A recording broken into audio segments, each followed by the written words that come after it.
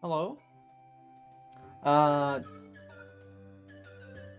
an odd setup for me here. Lower the music a little bit. Yeah, maybe it should be fine like that. What? Hold on. I do actually have to, I was thinking, since I'm not playing a game this stream, I won't have to, wait, why is it not coming out of speakers? Hello? There we go. Yeah, I was thinking, I'm not playing a game, so I don't really need my headset on, but, no, if I don't have the audio coming out of my headset, it's gonna be picked up by the mic. Hello, Kaneko.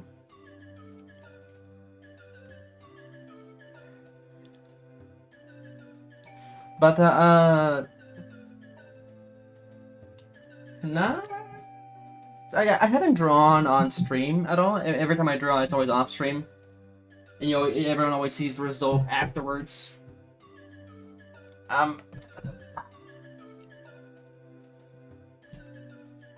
think I did stream art once. Like, it was, like, before the Pig Weeklies, for sure.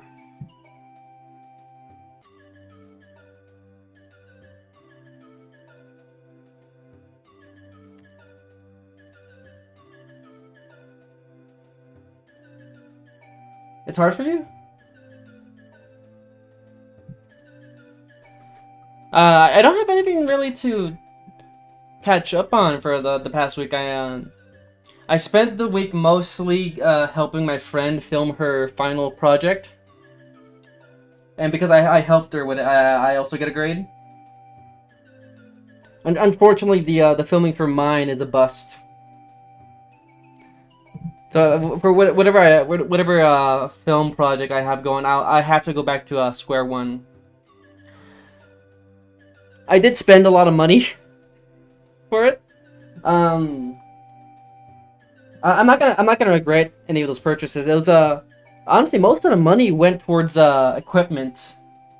I got a green screen set up. I have a new brand new light. A couple other things that I'll be able to use in the future.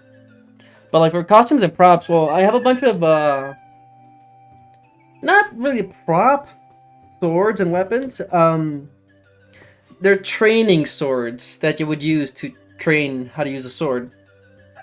So they have like the weight and feel of an actual sword. So I have those now, just hanging out in my room. And of course I have a couple of costumes, which I could probably donate the costumes.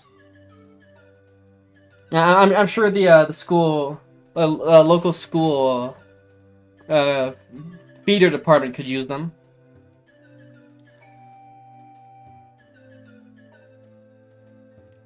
But yeah, with filming stuff, I gotta go back to square one and think of something new.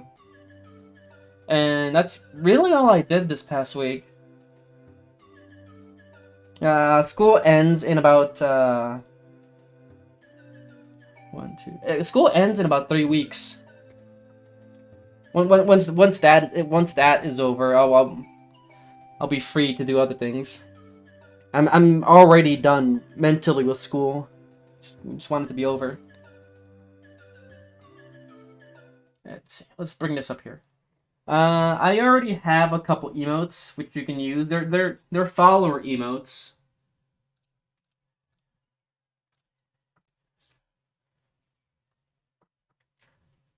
Yeah, I'm gonna redraw these, update them.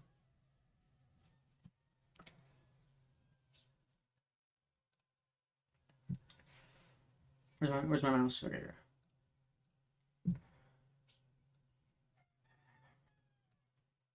Uh,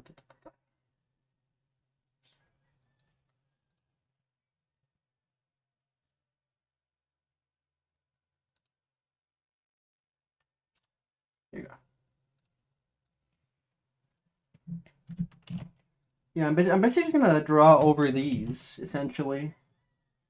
Oh, this is larger, in fact. How how big can the emotes be? I might make it as large as I can. Yeah, let's see.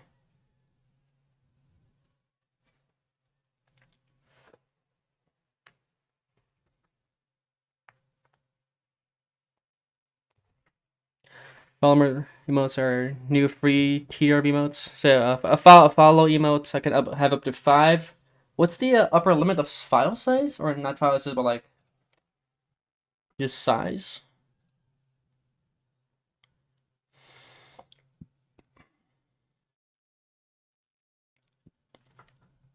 Yeah, yeah. Resolution. What's the resolution limit? Okay, here we are. Between 112 to a 4096. 4096 is massive.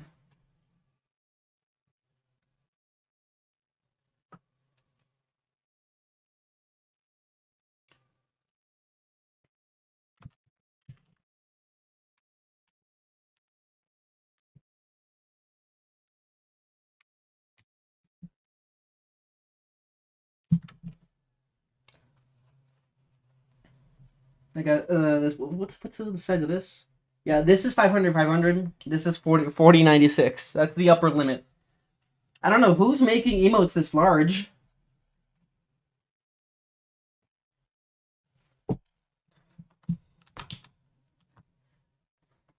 What size did I make this? It's 400 by 400. But yeah, we'll just do 500 by 500.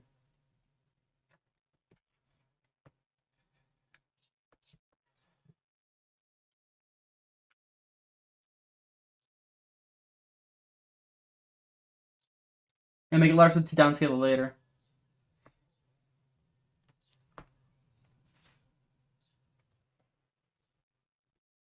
Where is my current face? Yeah, let's grab this. Just the face.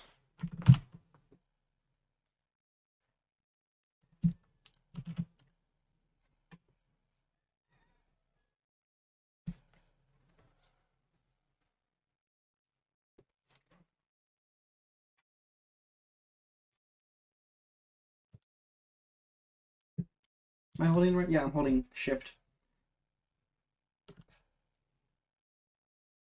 Usually when I'm holding shift to like to resize an image, or when I try to hold shift, I wind up holding a caps lock.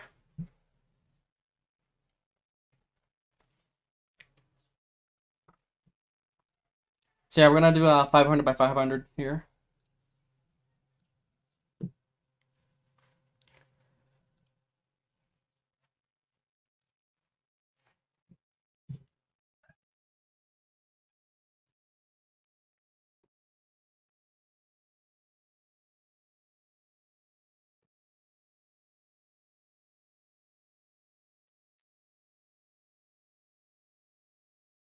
Let me get rid of the shoulders here.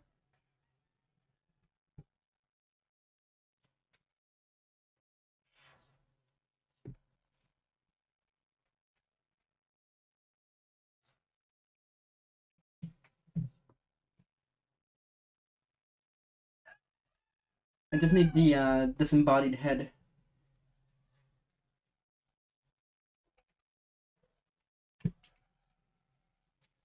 I'm going to draw like some I'm gonna use up all 5 follower emotes. I'm gonna do like 5 basic emotions essentially.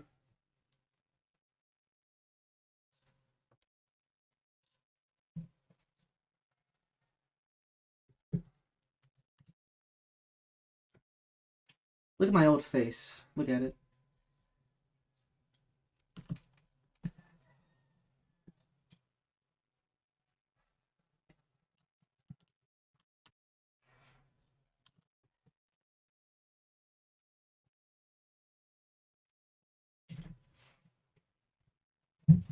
I don't think I need to do much. What size is that? I think that's like 8 or 9.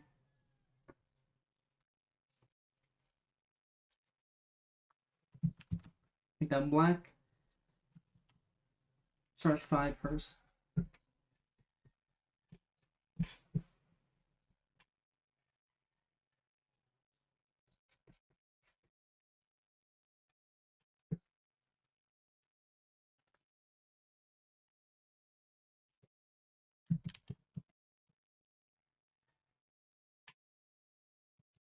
How big of a smile should it be?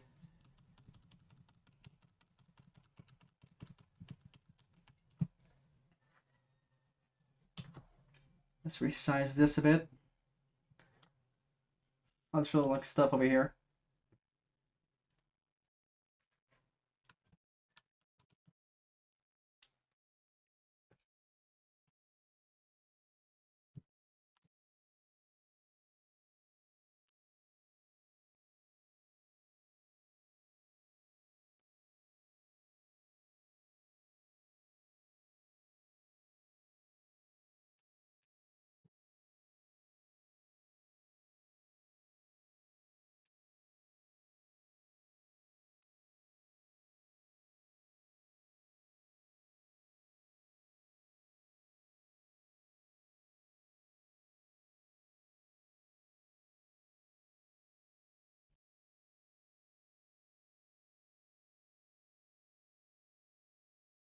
Now, should the tongue be out like that?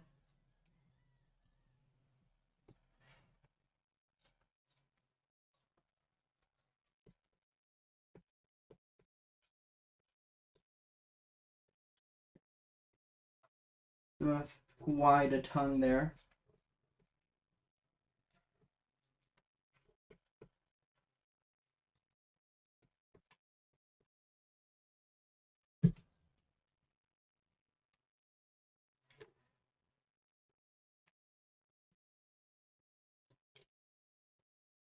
I think we had a good thing going here.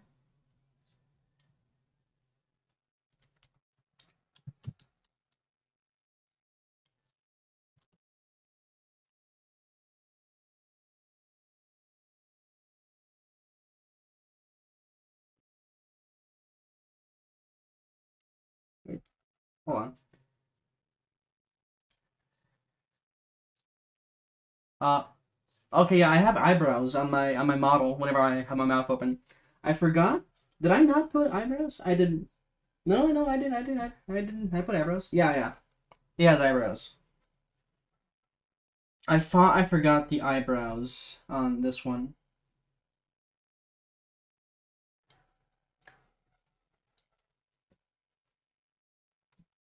Let's get the eyebrows here.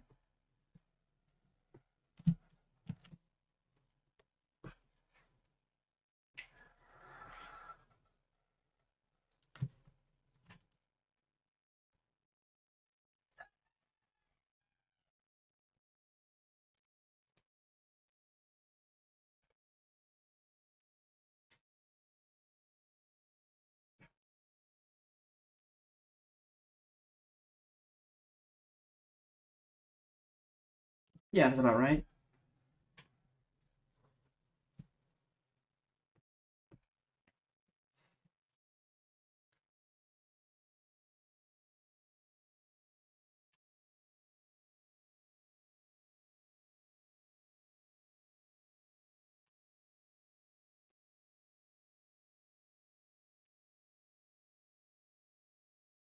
And the actual eyeballs, I actually want to move them. Because I want to look directly at the viewer.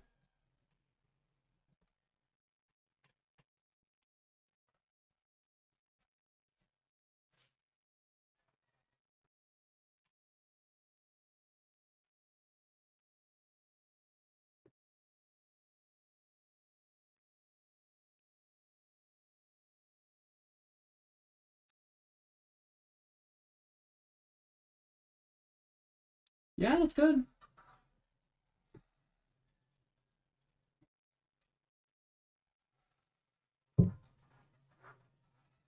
Yeah, I think that's good for the smile emote.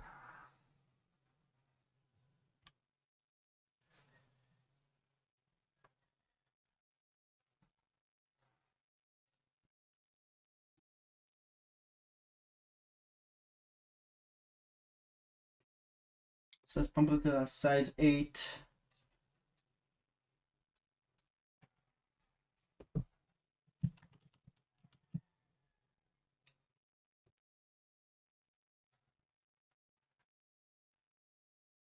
Can I just hold on. Don't need this here anymore.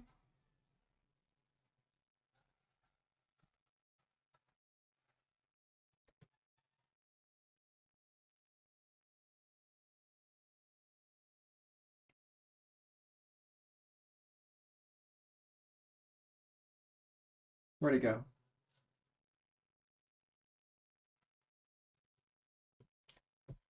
I think I can just grab this. Oh, yeah, the line art. I just need the line art.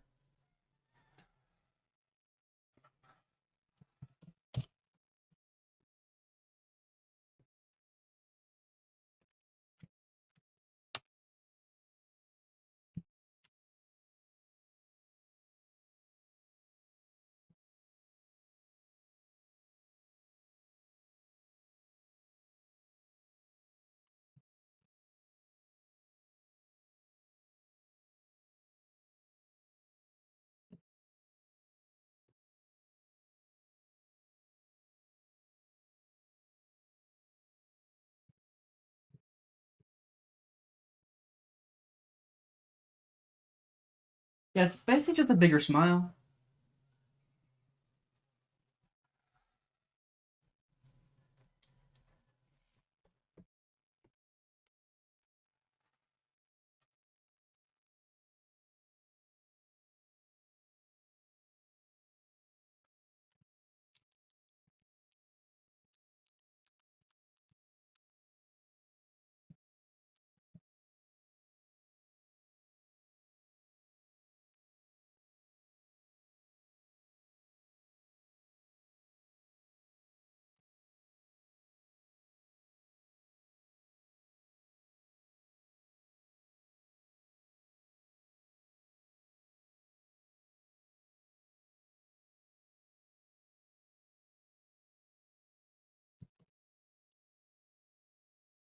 Yeah, that looks right. That looks right.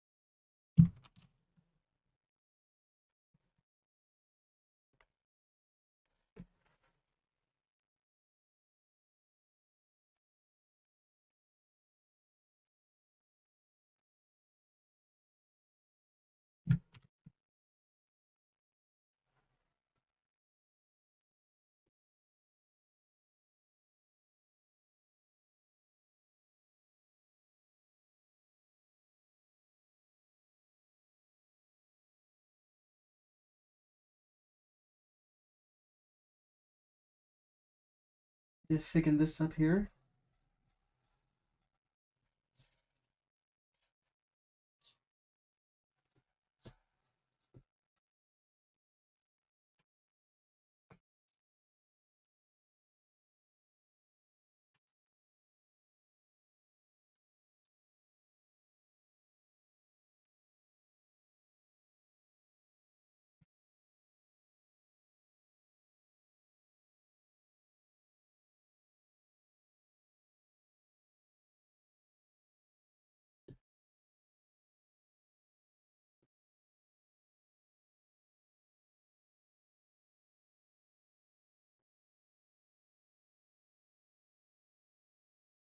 I should look at what other people use for emotes for ideas. Because past the follower emotes, I've got like no ideas.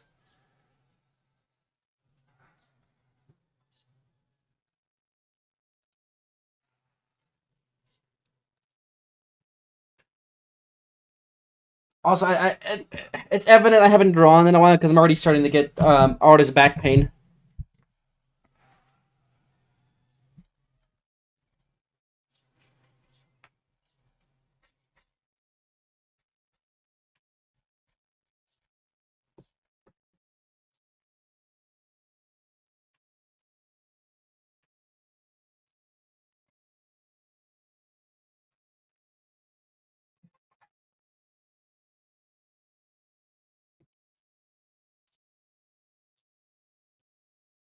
I want to just draw over this instead.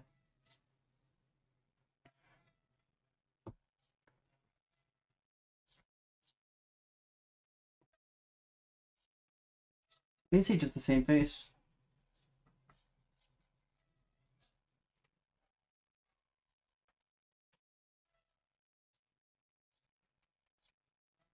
I'll leave the teeth there.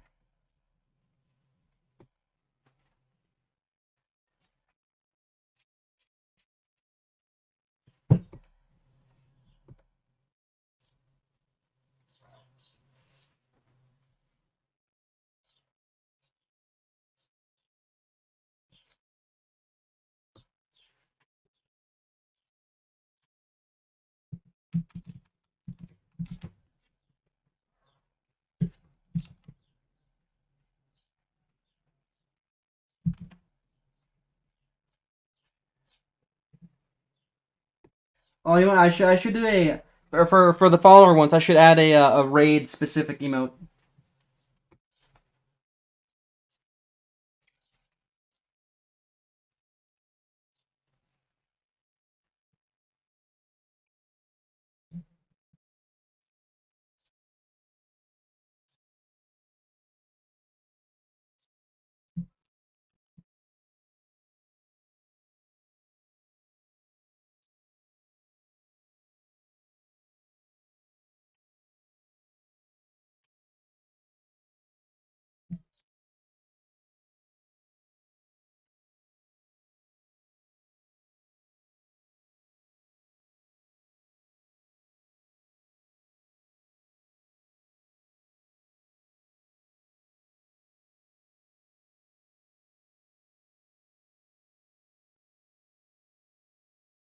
Erase all this here.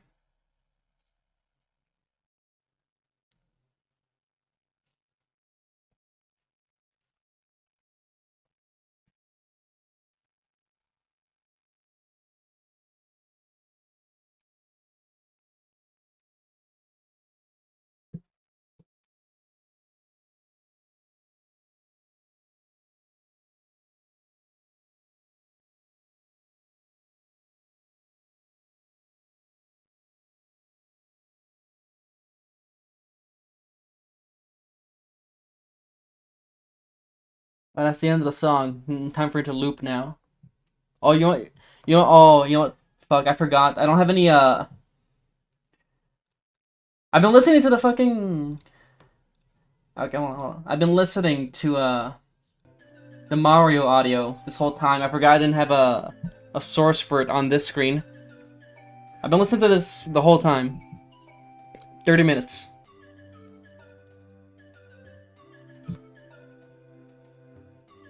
I forgot to add a source for this page.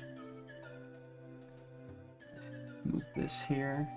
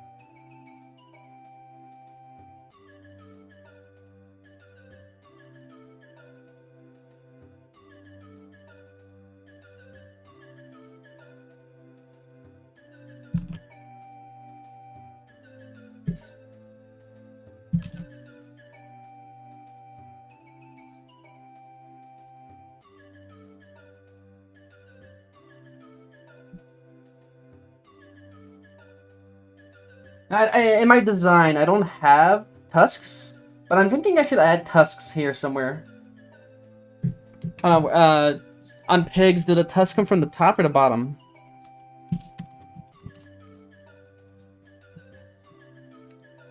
The bottom looks like.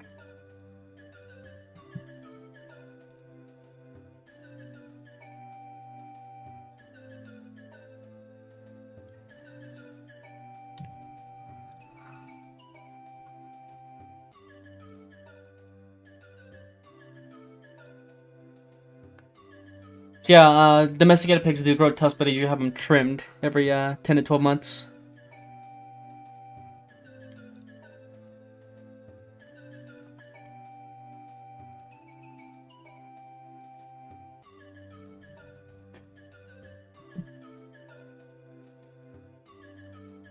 On my VTuber model, the one I'm using right here, there's no tusks in the design. Maybe I should add tusks?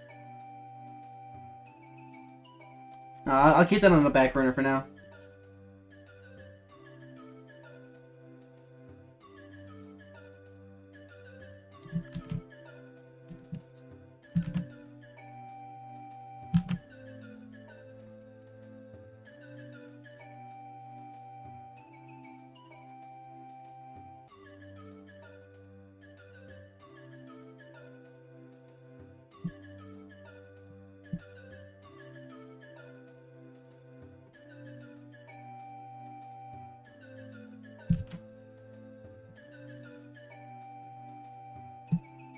Wait, do I have the line on my... I don't have the little line there on my current model. It's just a little tongue.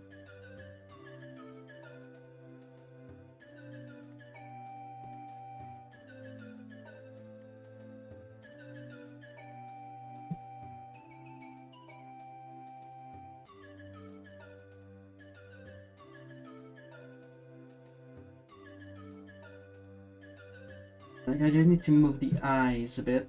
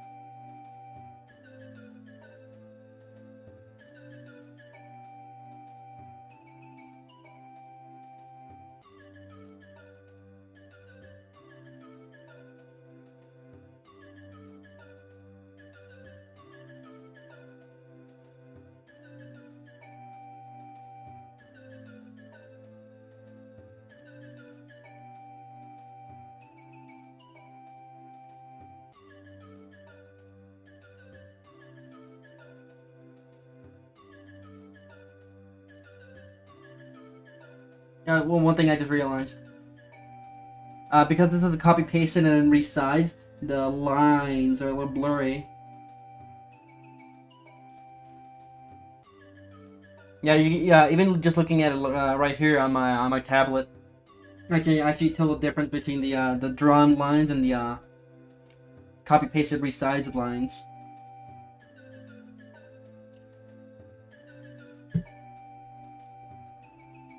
Clean them up a bit.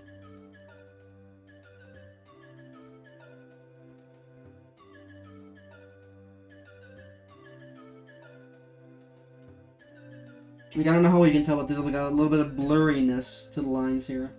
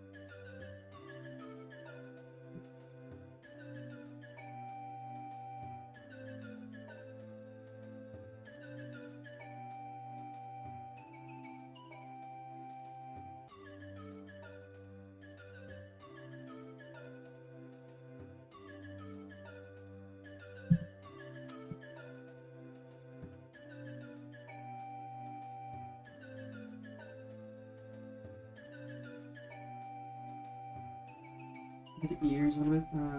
I think I think it's fine.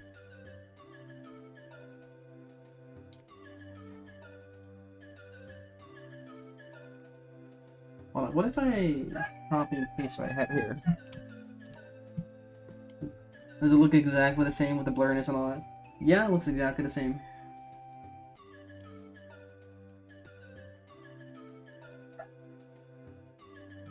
Let's move it a smidge. Oh, there's still stuff there.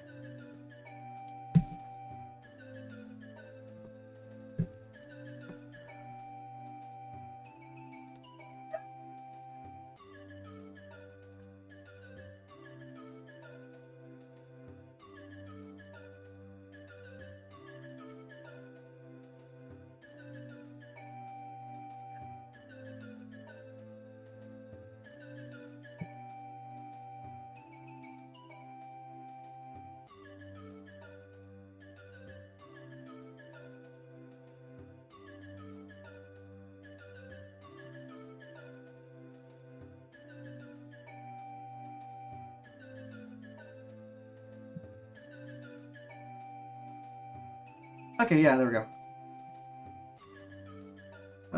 It's about right. As that's about as big as I can get it within the 500. So let's just start coloring it in.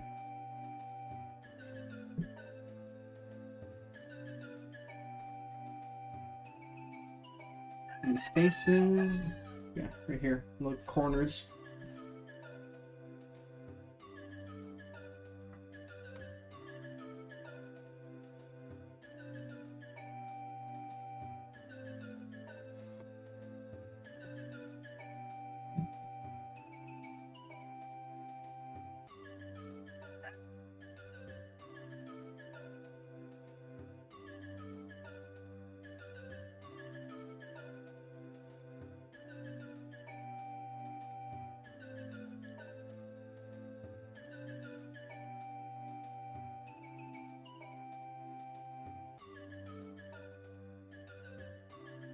I need to make the lines on the mouth thicker.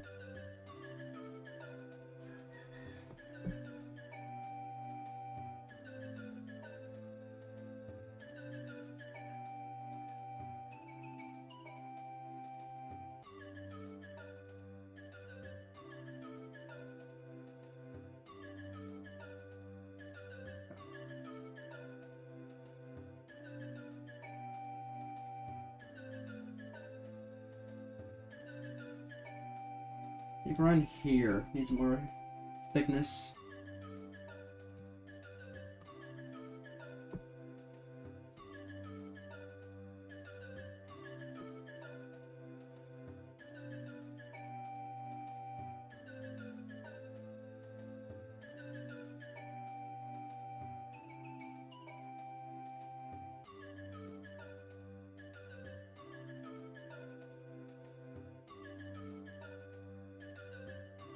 Yeah, there we go. So that's emote 1 completed.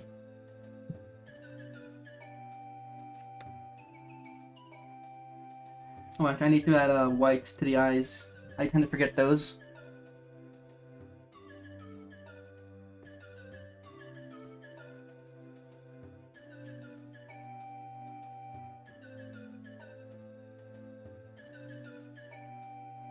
And to the teeth as well.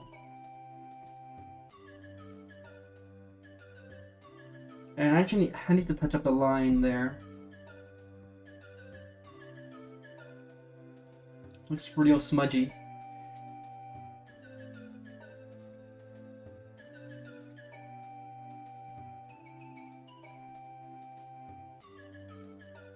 Yeah, the blurriness is really bad around the mouth there.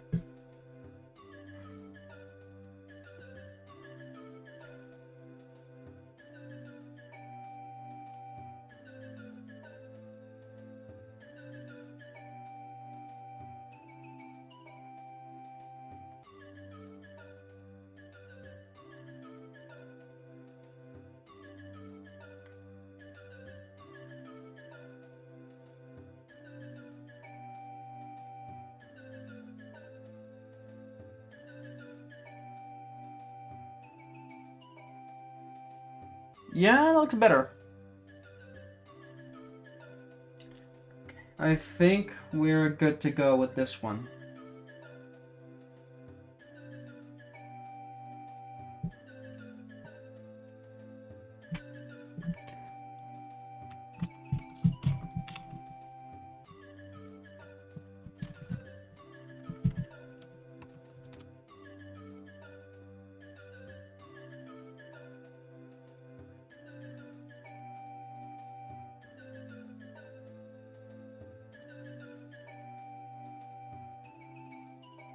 So let's open up the emotes page.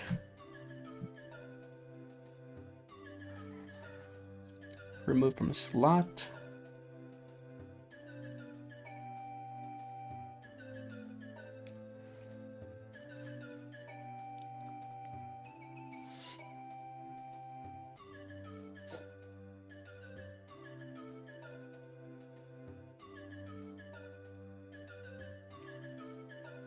So the emote name, it's going to initially start with like the pig 38. I don't know why it has that, like specifically.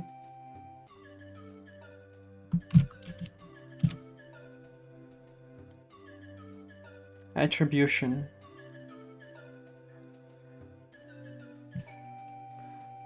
Let's see.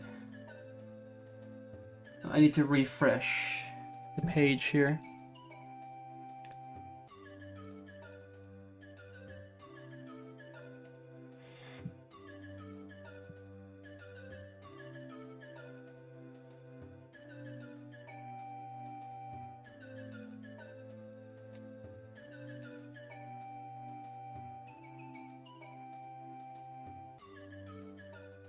Alright, that looks good.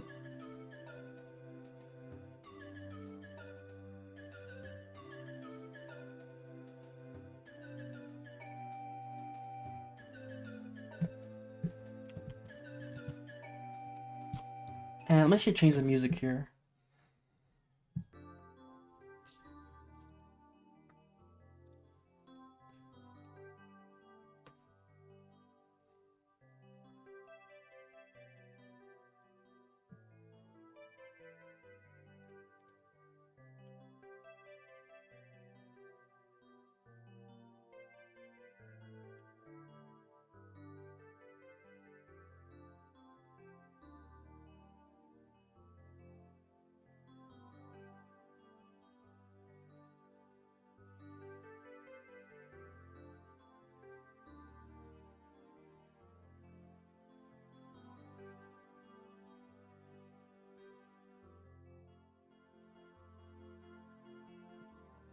So now let's make a sad one.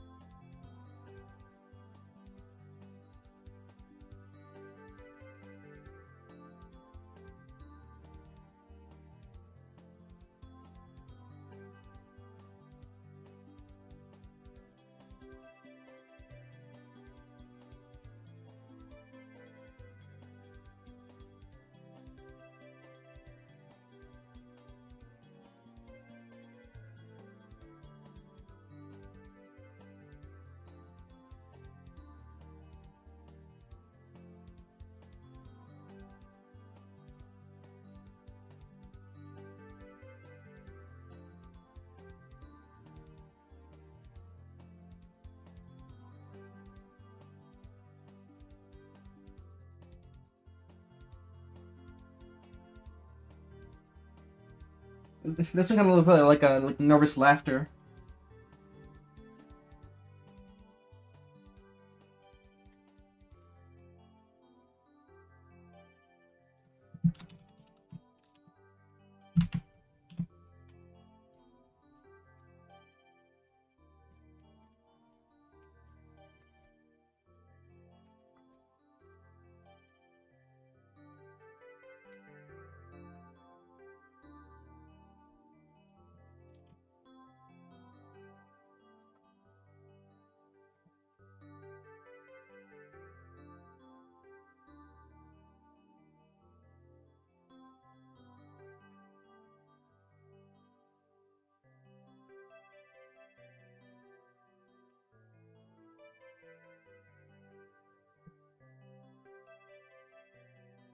We need to get rid of the Giga Chad chin.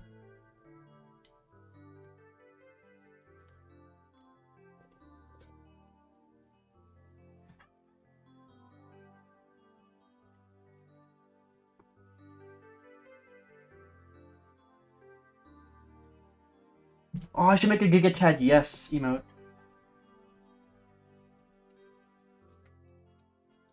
It has to be a side profile.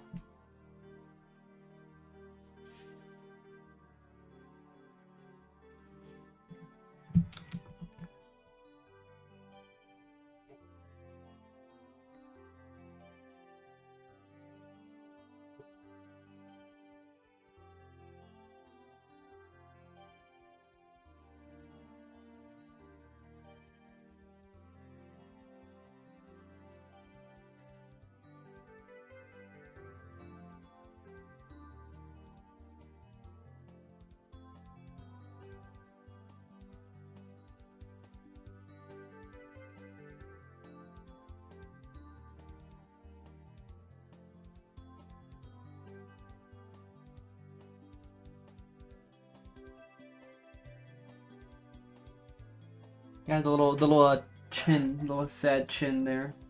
Let me look up a reference for that actually, because I believe it's from a couple of cartoons.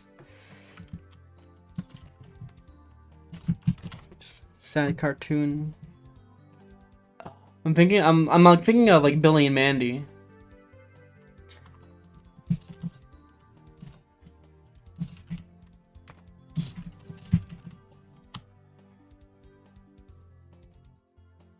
Yes, Google Images, can you load?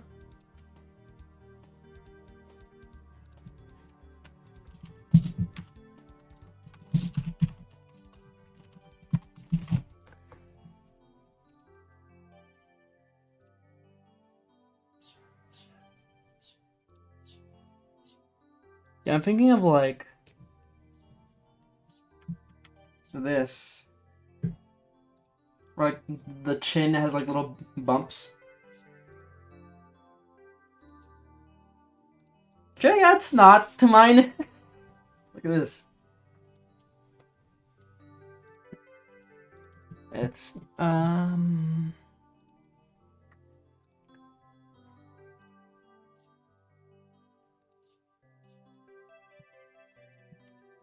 with this is a massive image. Like with this face, there's no like bumpy chin, but like a little stretching there.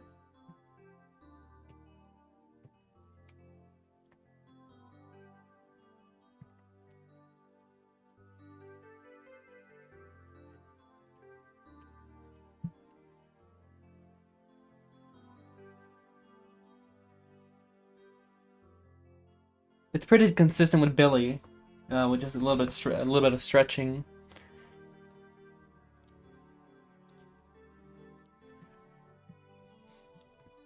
Oh, who's this character? Oh, son of Nurgle, Nurgle Jr. That's his name. When he's sad, he doesn't have anything below the mouth.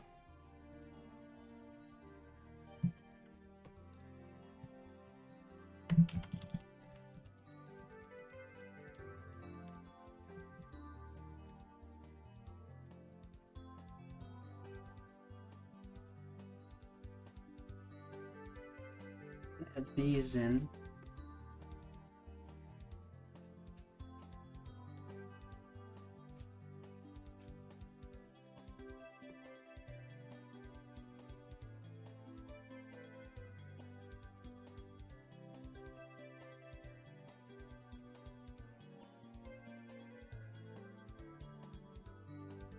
Now, should I add like tears? Should he be crying?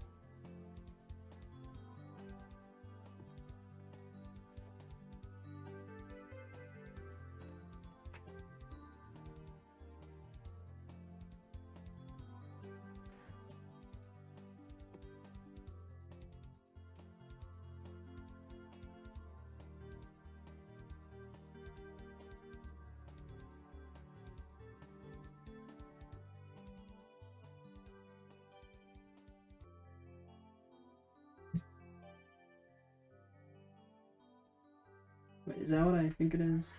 It is.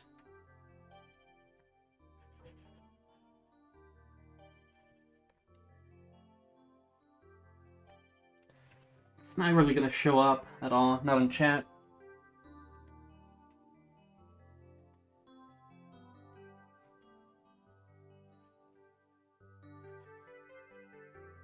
I should add the little teeth on there.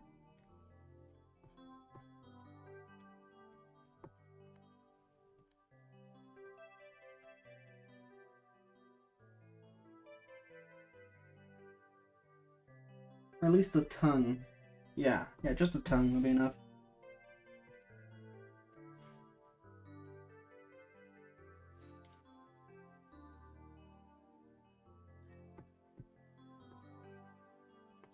I won't need the white here.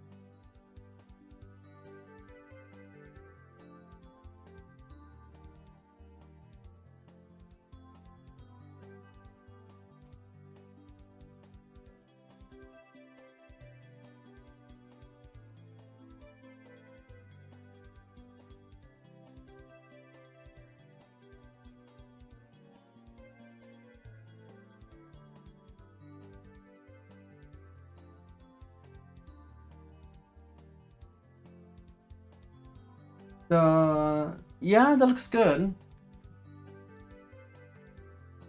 Should I add tears? Question.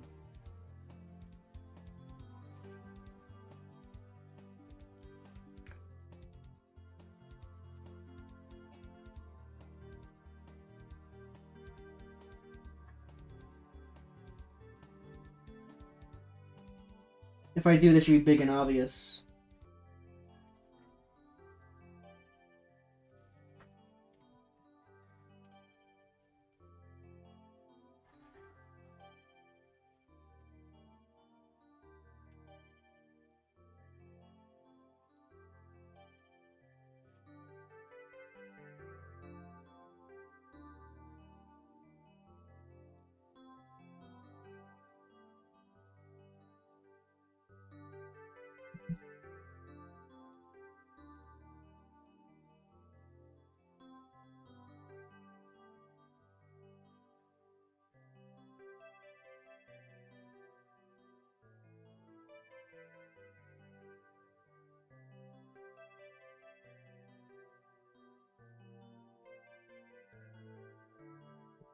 Yeah, let's see what it looks like with the tears. Put a different layer here.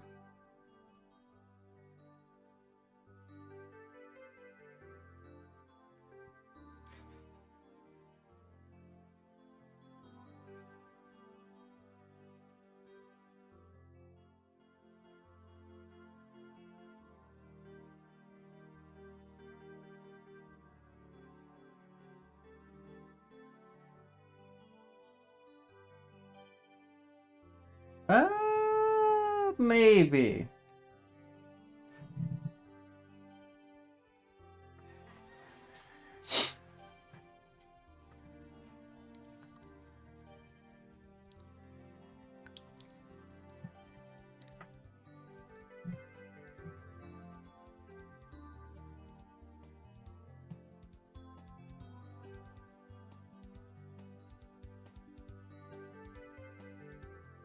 So it had like a little bit of wrinkle here.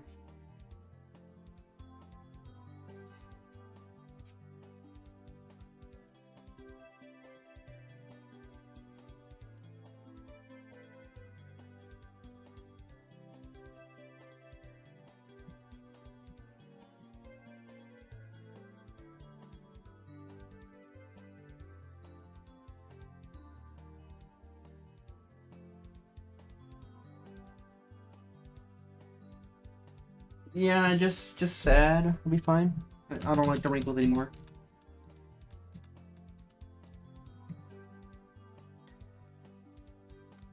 Yeah, I would say that's fine like it is.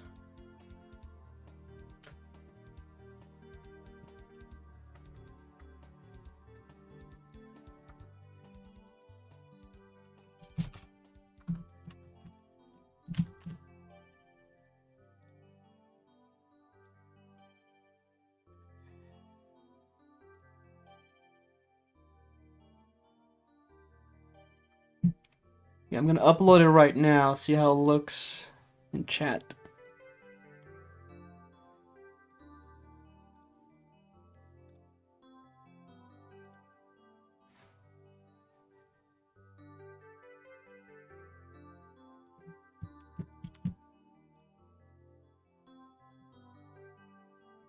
Pending approval. Why is this one pending approval and not the others?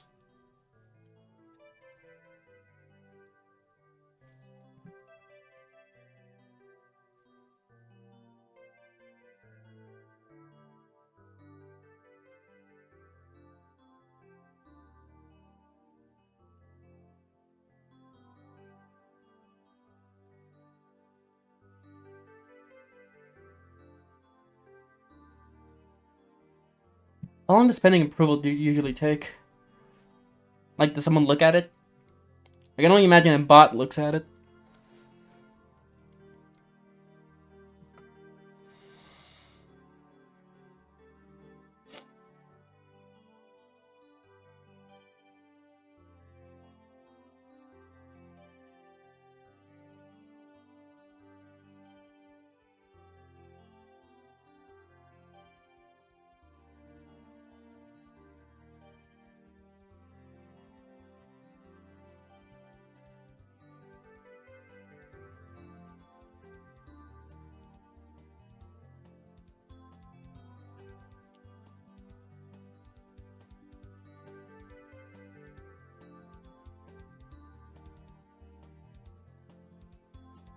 While I wait for approval on that one, I'm gonna make the angry one now.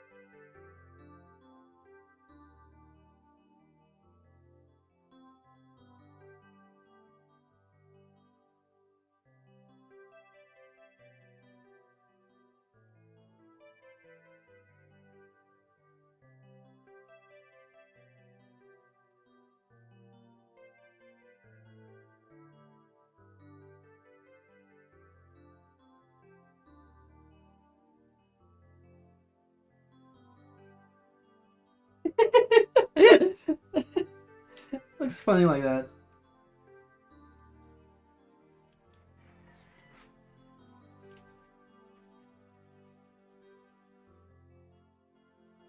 Put that there.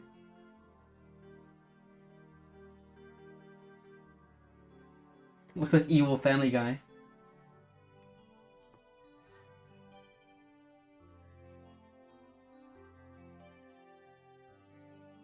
You might, I might save this like this. And then make it a different emote.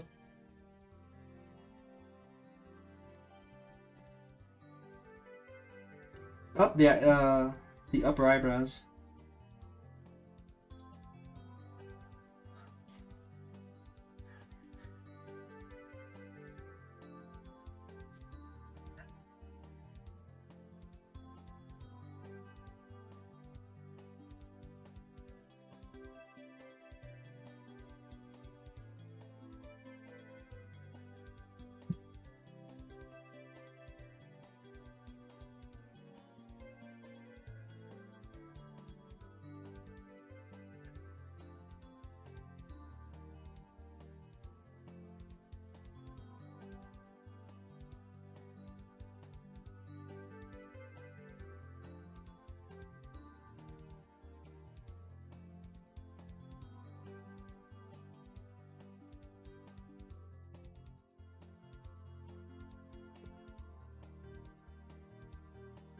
Oh, shit.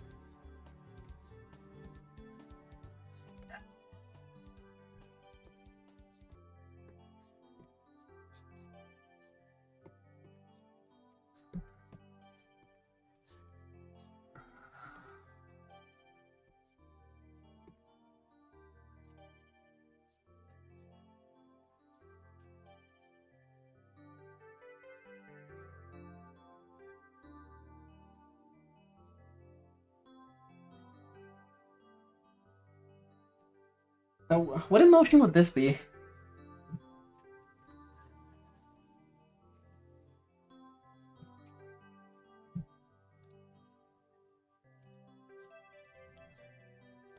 The sad emote is still waiting for approval.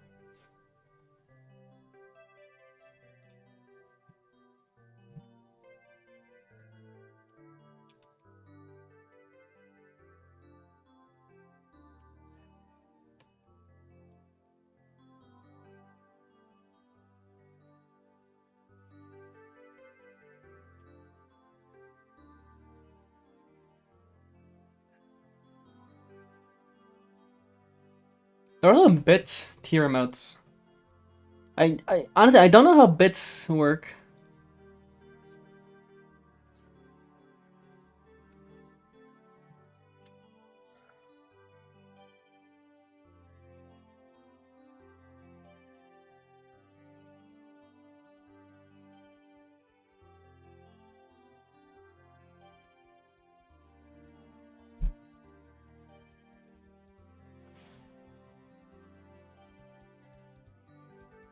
I should add a little more wrinkles there.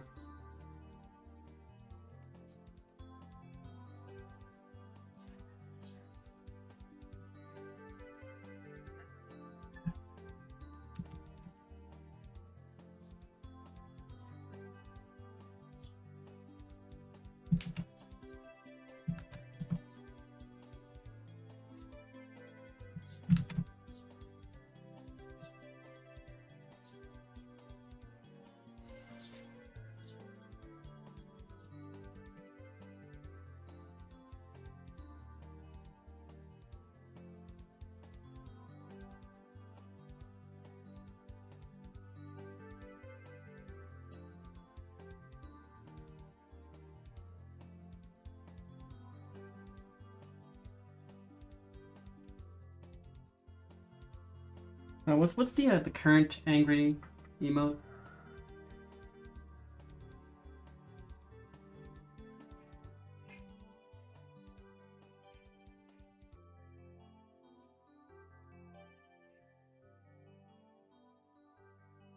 Not a lot of wrinkles, but it does have the little angry emoji here.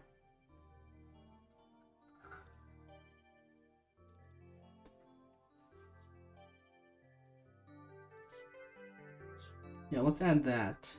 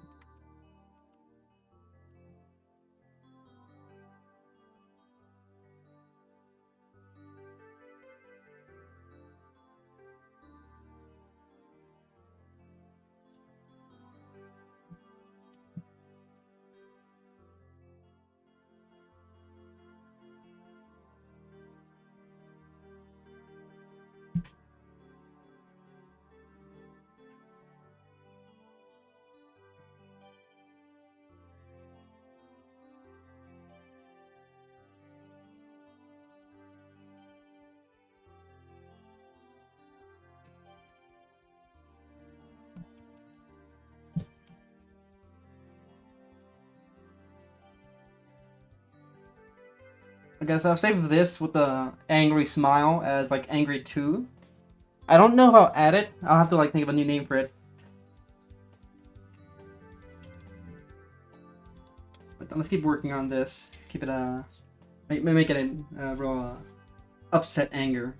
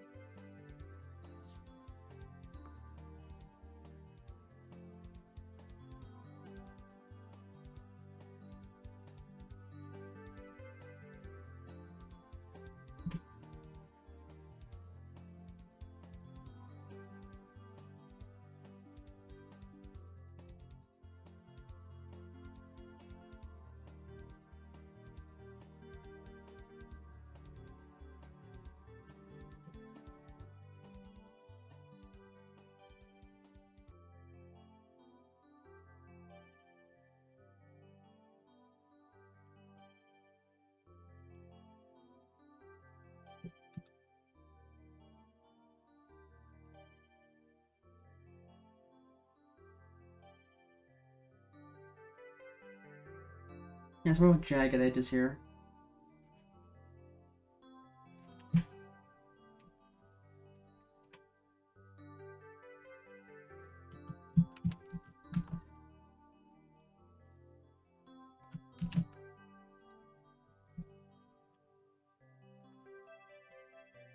Probably make that bigger.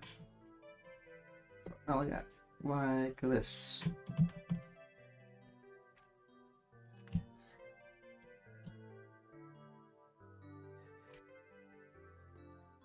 Yeah, now we're talking. Maybe add some cheek down here.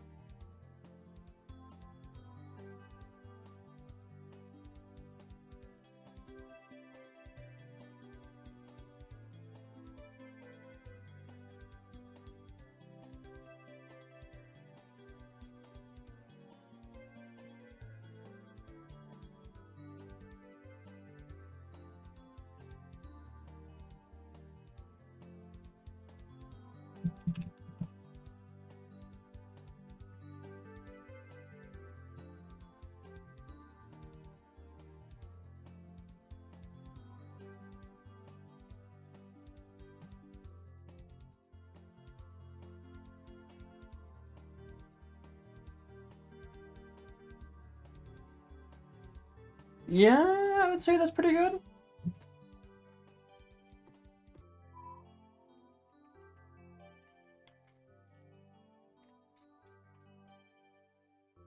That there. Because more obviously like from the mouth.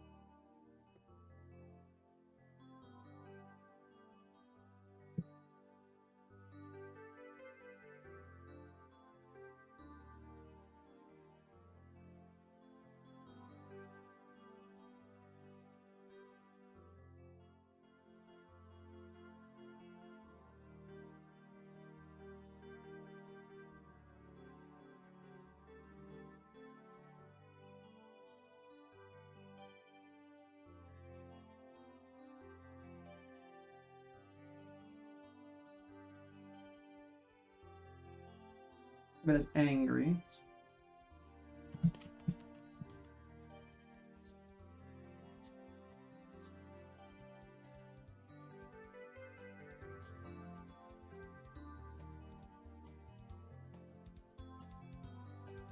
And now we can upload this.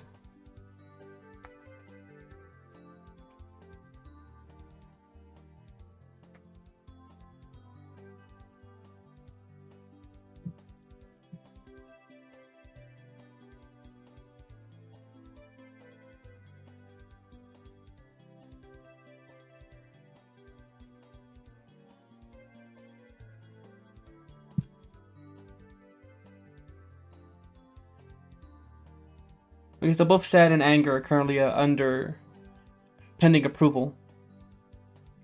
Happy didn't need pending approval. And frankly, the older ones didn't need pending approval either.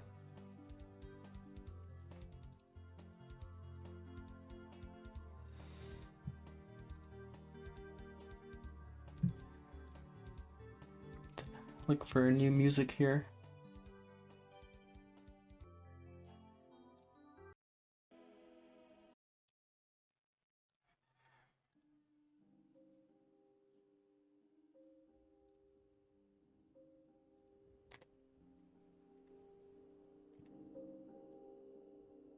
Yeah, it's a good audio level there.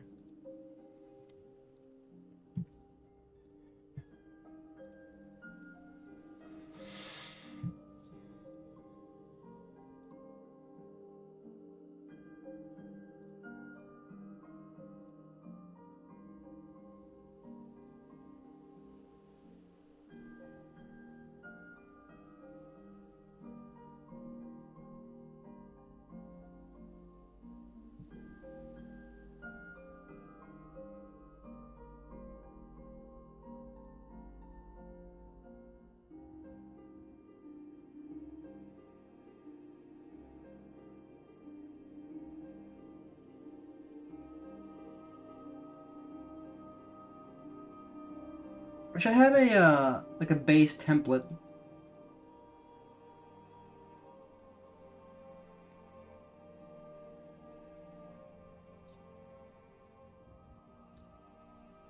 The saddle works fine for a base.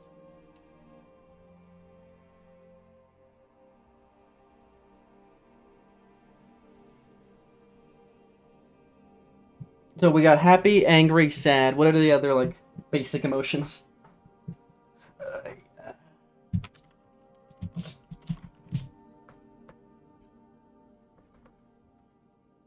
There's fear. Like a scaredy one. Well, the sad one is already kind of scaredy looking.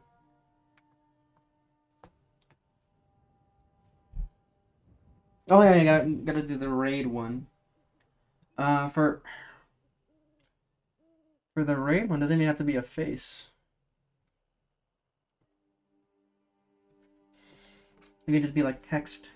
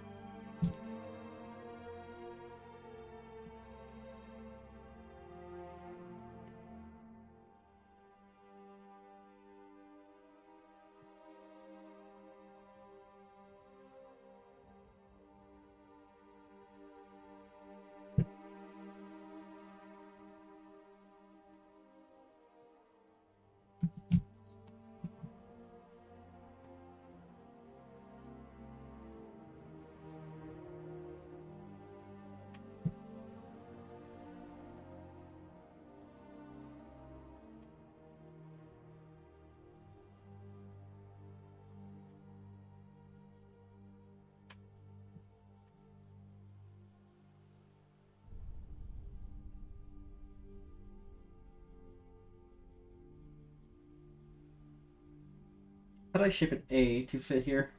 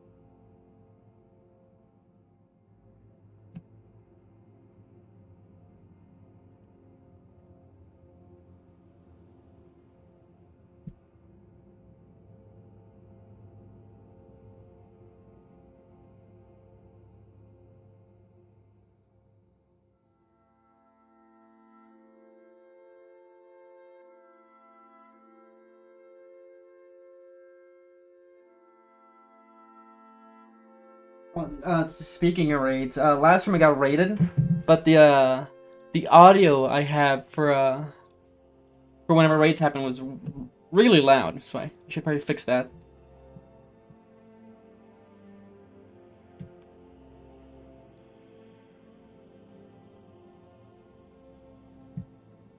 Raid. I have it at 80% volume. Let's put it down to 50.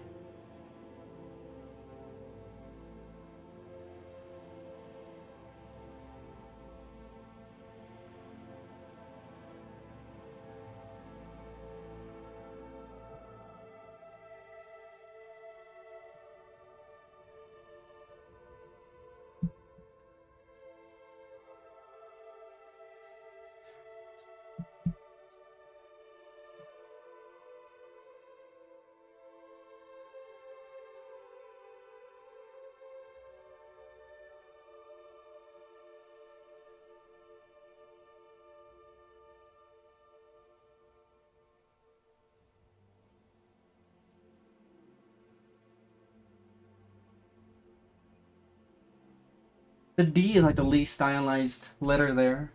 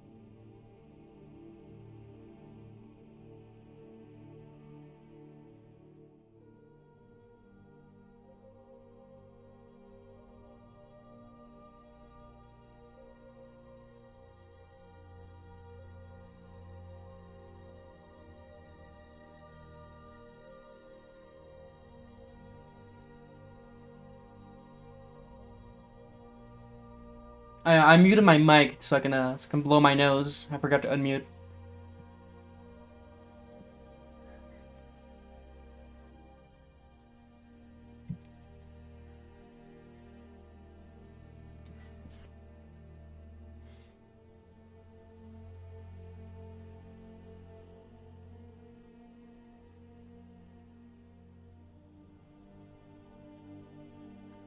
Yeah, pending approval. How long does that take?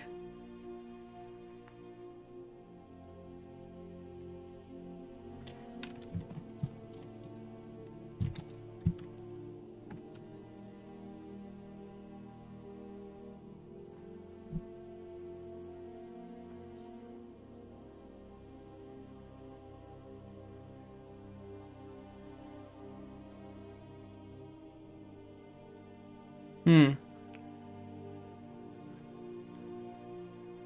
So it seems like 48-hour approval time, but like some people have been having issues where like it takes like multiple days.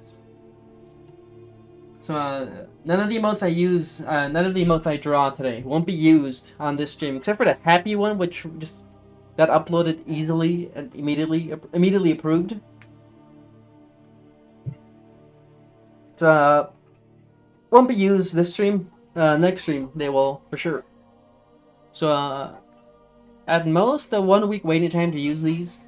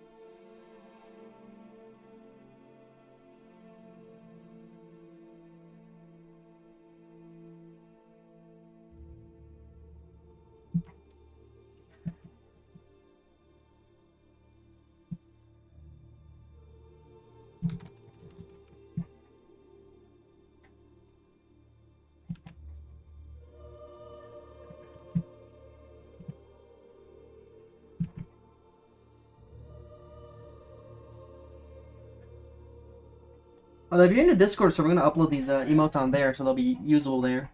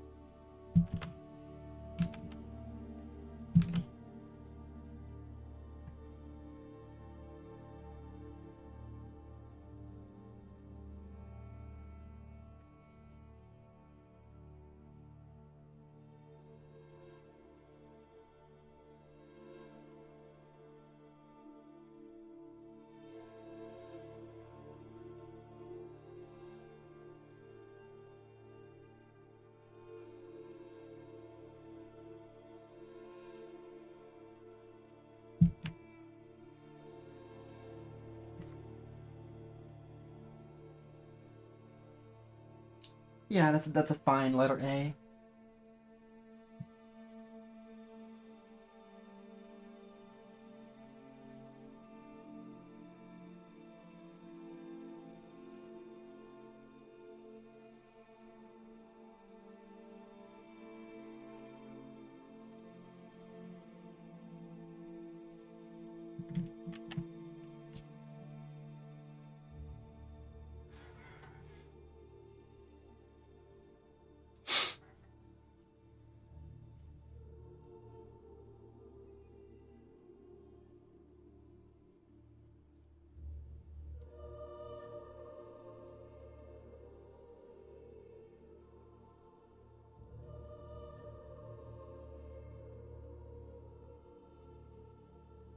The eye kind of bothers me the way it is.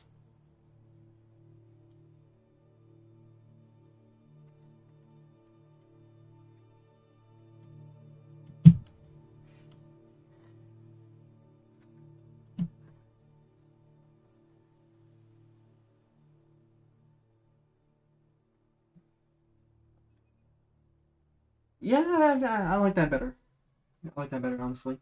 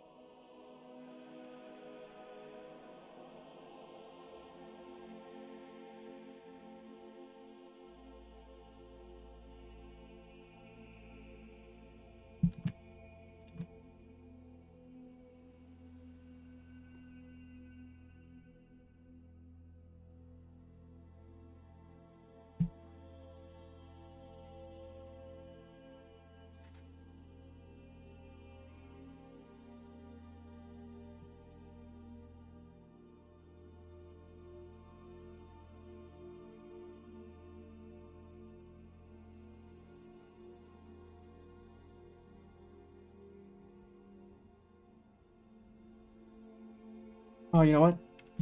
We got Pikmin music.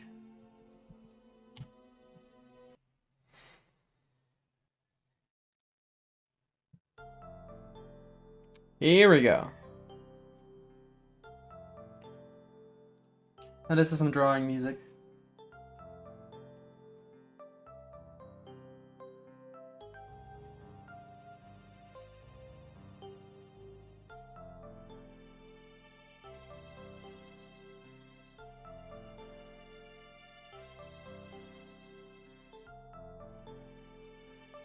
I still need to beat the Olimar missions on Pikmin 3. And I haven't even bought Pikmin 4 yet.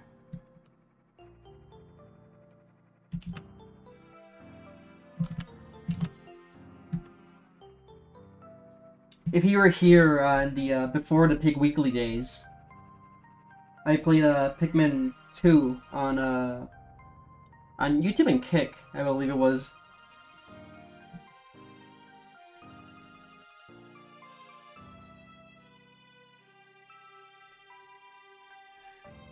It was October, I think? Like way back in October.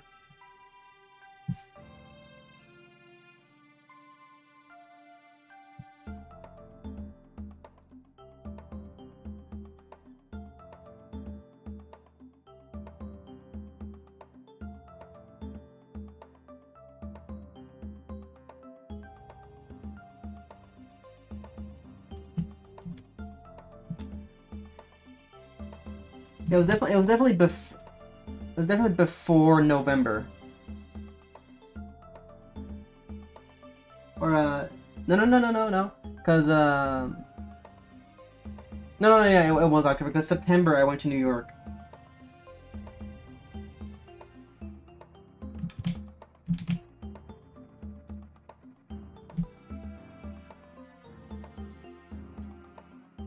So if you ever follow me back in October, I was playing Pikmin 2 on stream.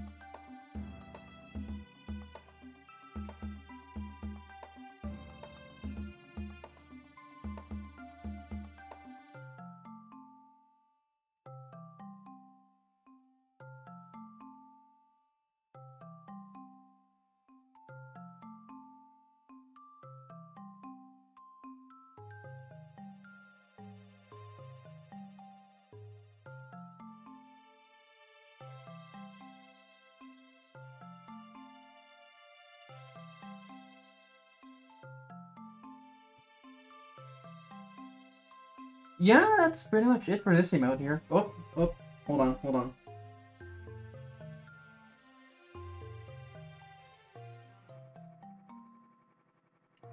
Always those little edges that never get painted in.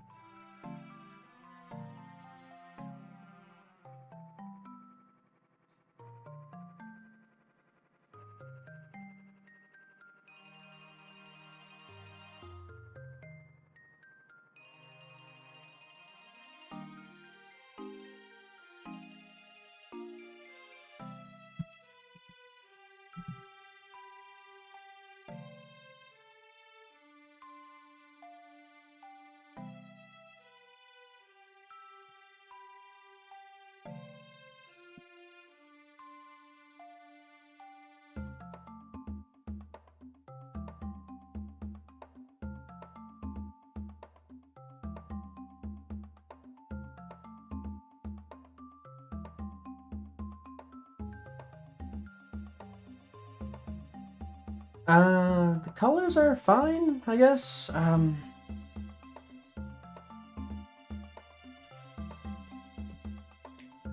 do I do this instead?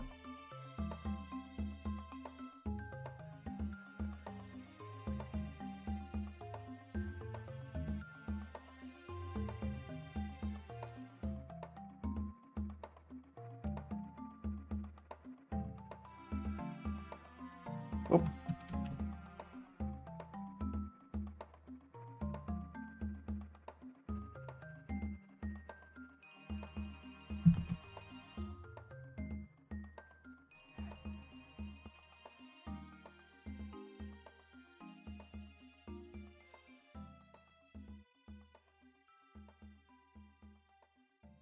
Yeah, like that.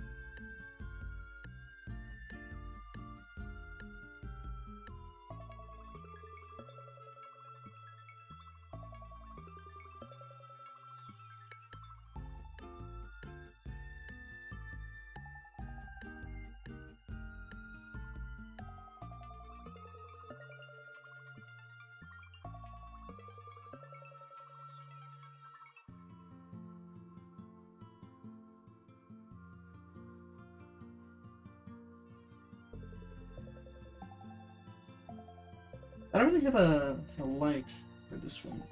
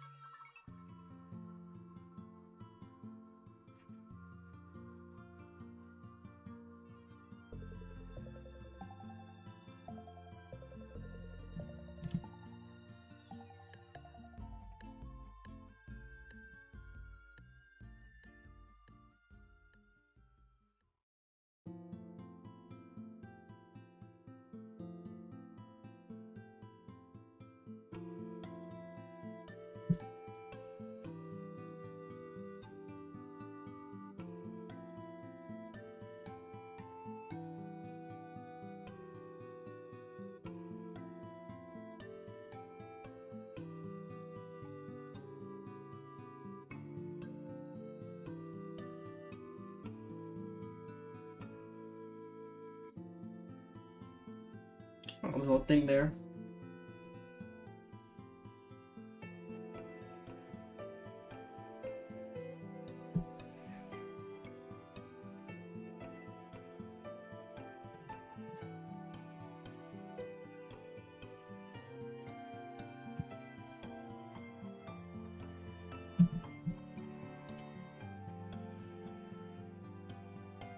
Center it as much as I can.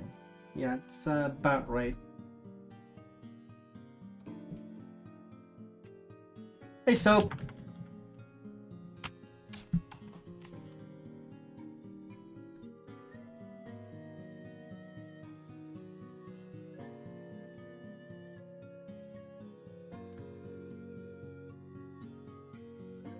I think 4 follower emotes will be fine. Got like 3 basic emotions and a raid emote. Hey, Orchid.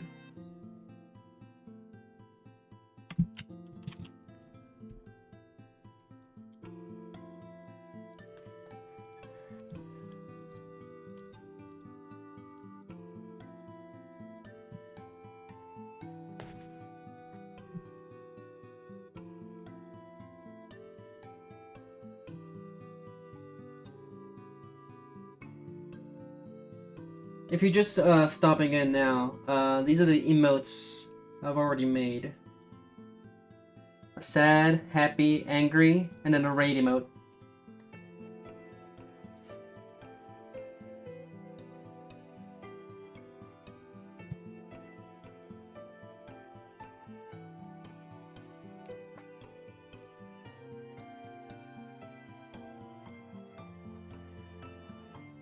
Oh, you're right, a pigtail.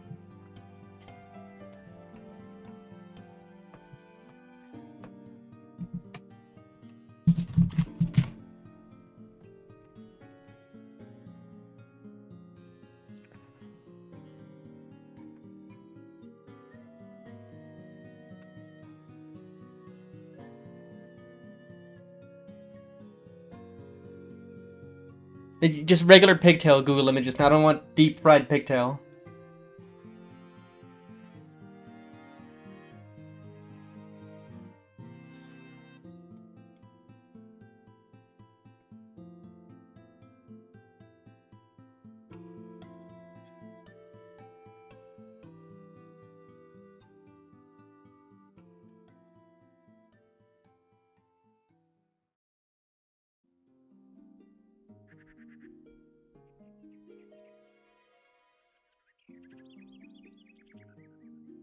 Like that, yeah?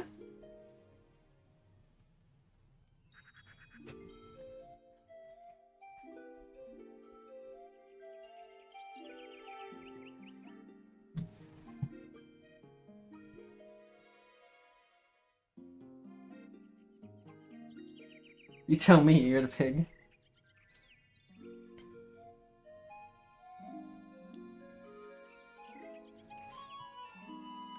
Yeah, I would say that's pretty... Let's draw it in, see how it looks.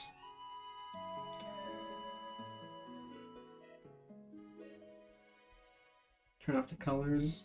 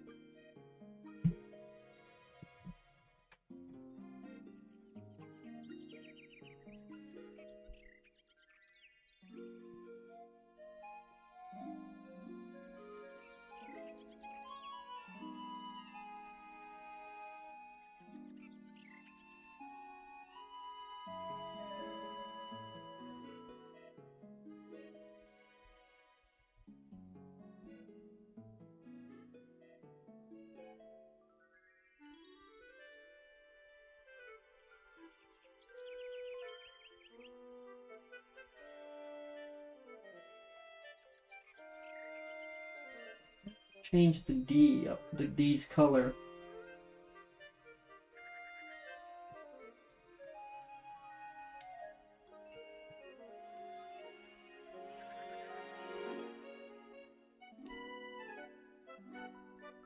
See ya, Kanek. I'll see you later.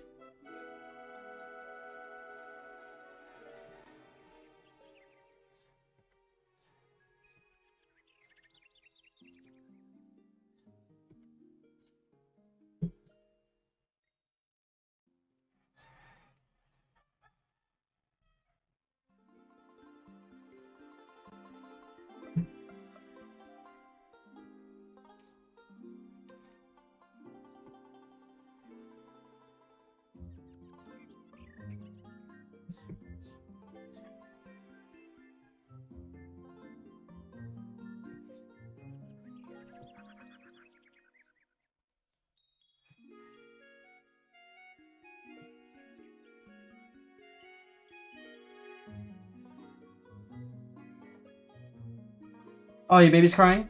Oh, okay, yeah. You tend to your baby.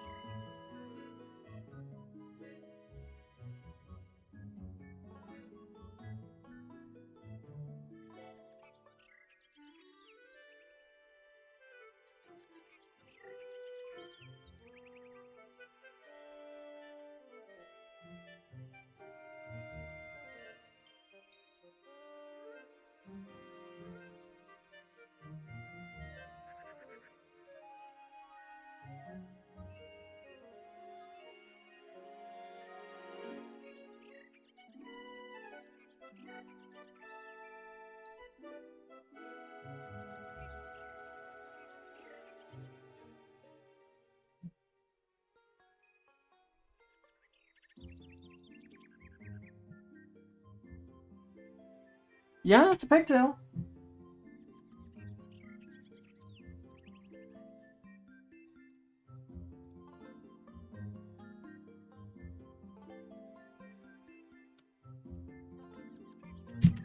I'll save it separately.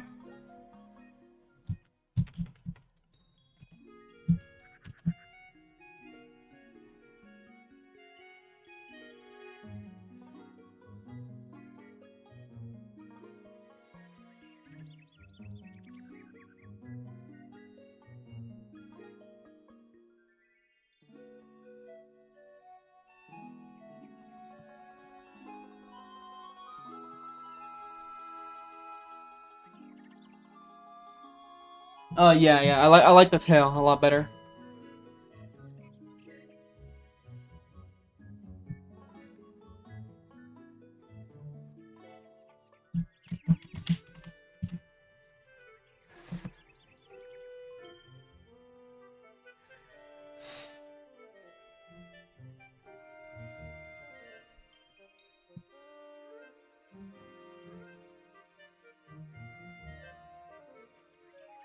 So these are the emotes I got so far.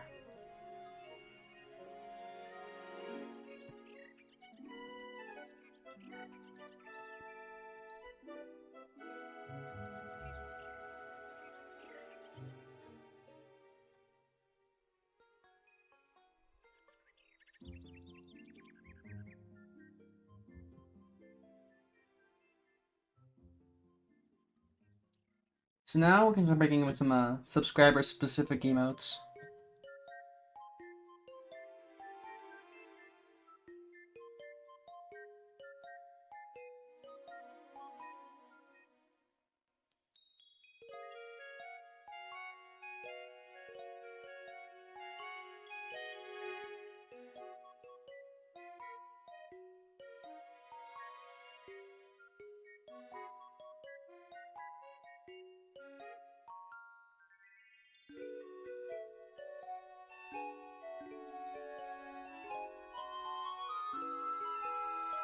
One with a gun?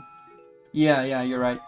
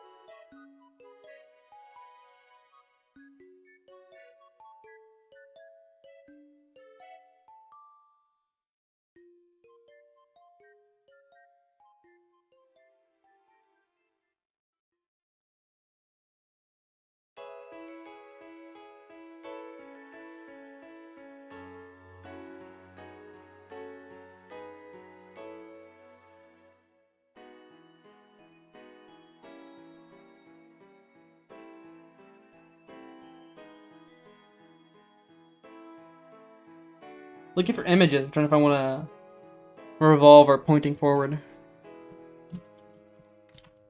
Here, revolver pointing at camera.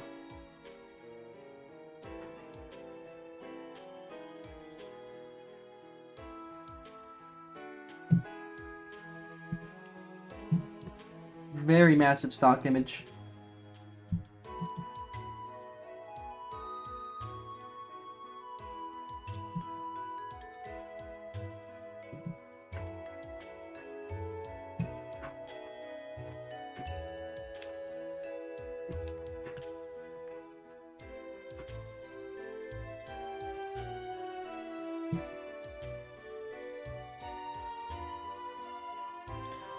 Yeah, I need a different looking revolver. Yeah, this is a lot better.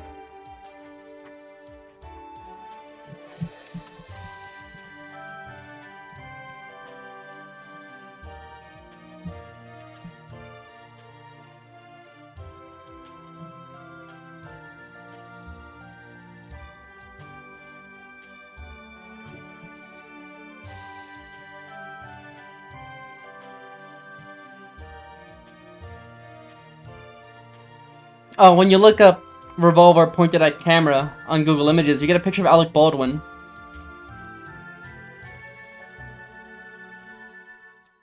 If you know, you know.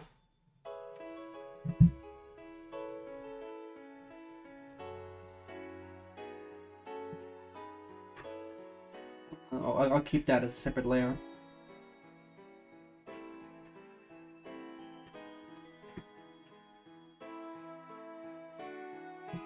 I think you can just, I can maybe just trace this.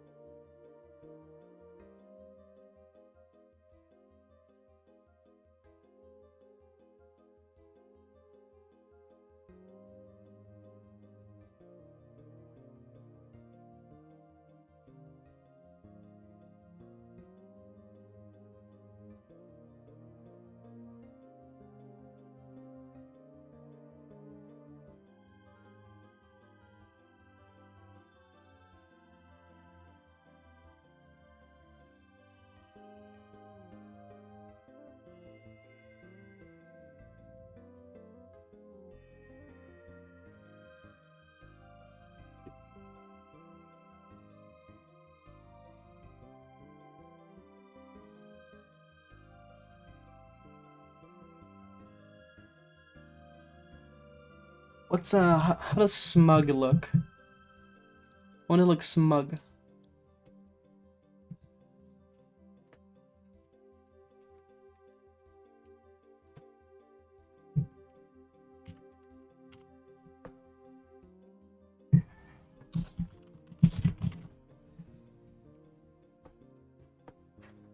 Yeah, narrowed eyes, a slight smile, sometimes like a pursed smile.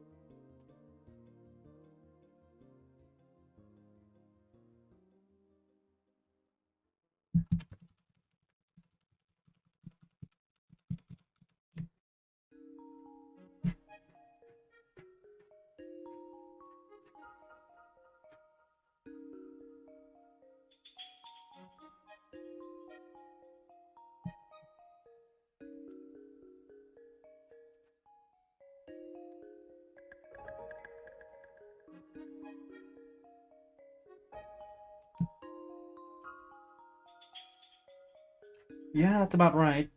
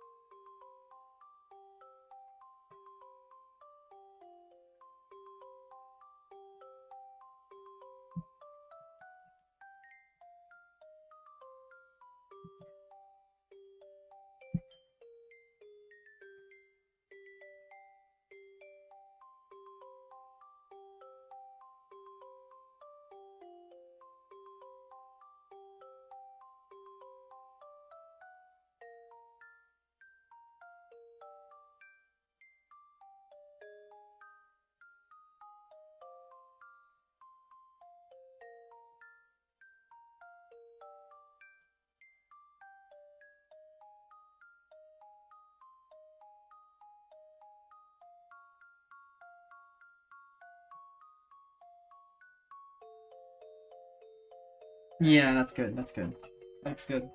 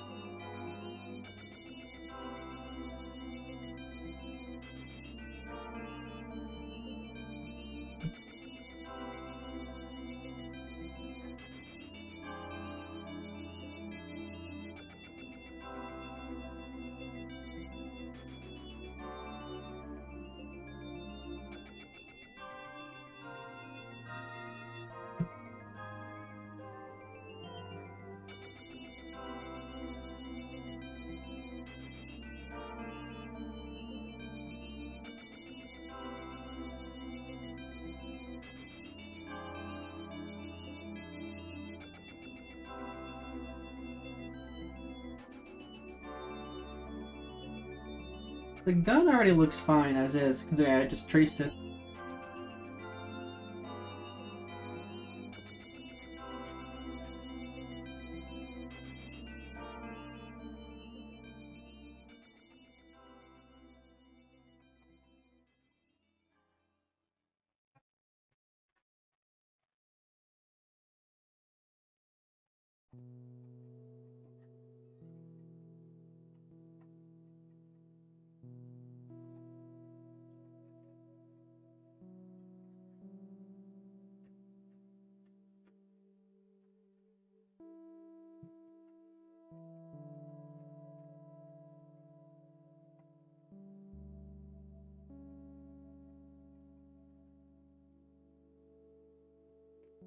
This is me when I go to visit John Lennon.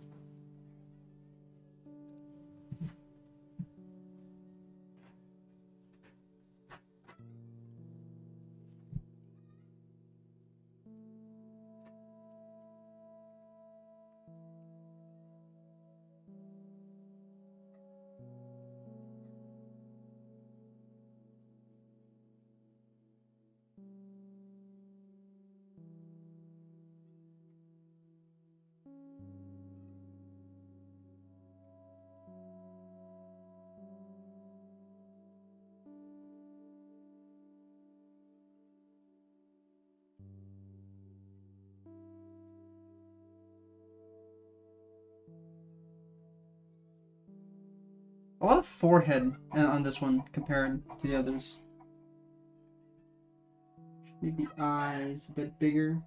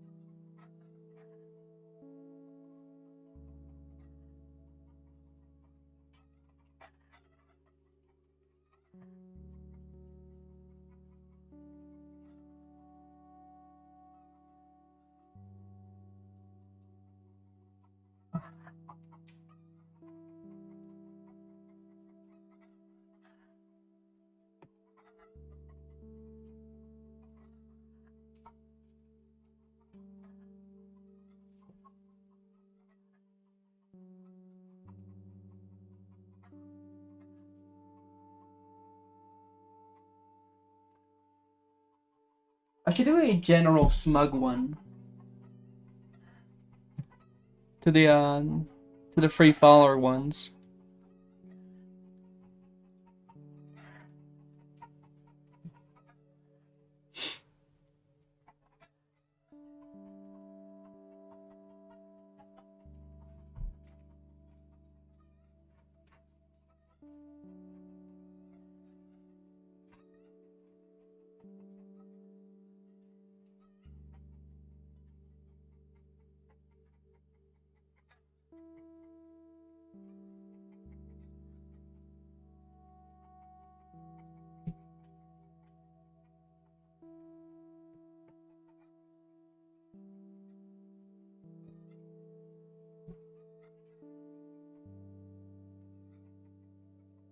Yeah, okay, yeah. Now we're cooking. Now we're cooking.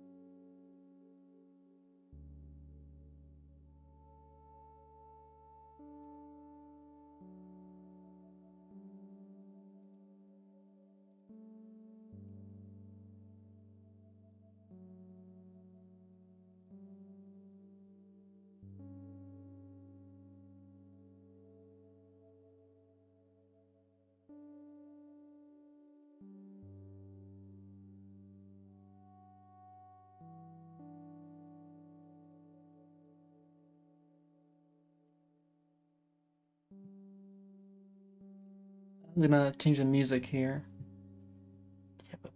How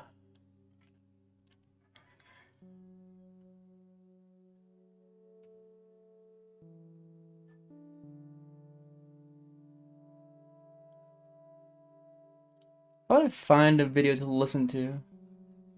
Here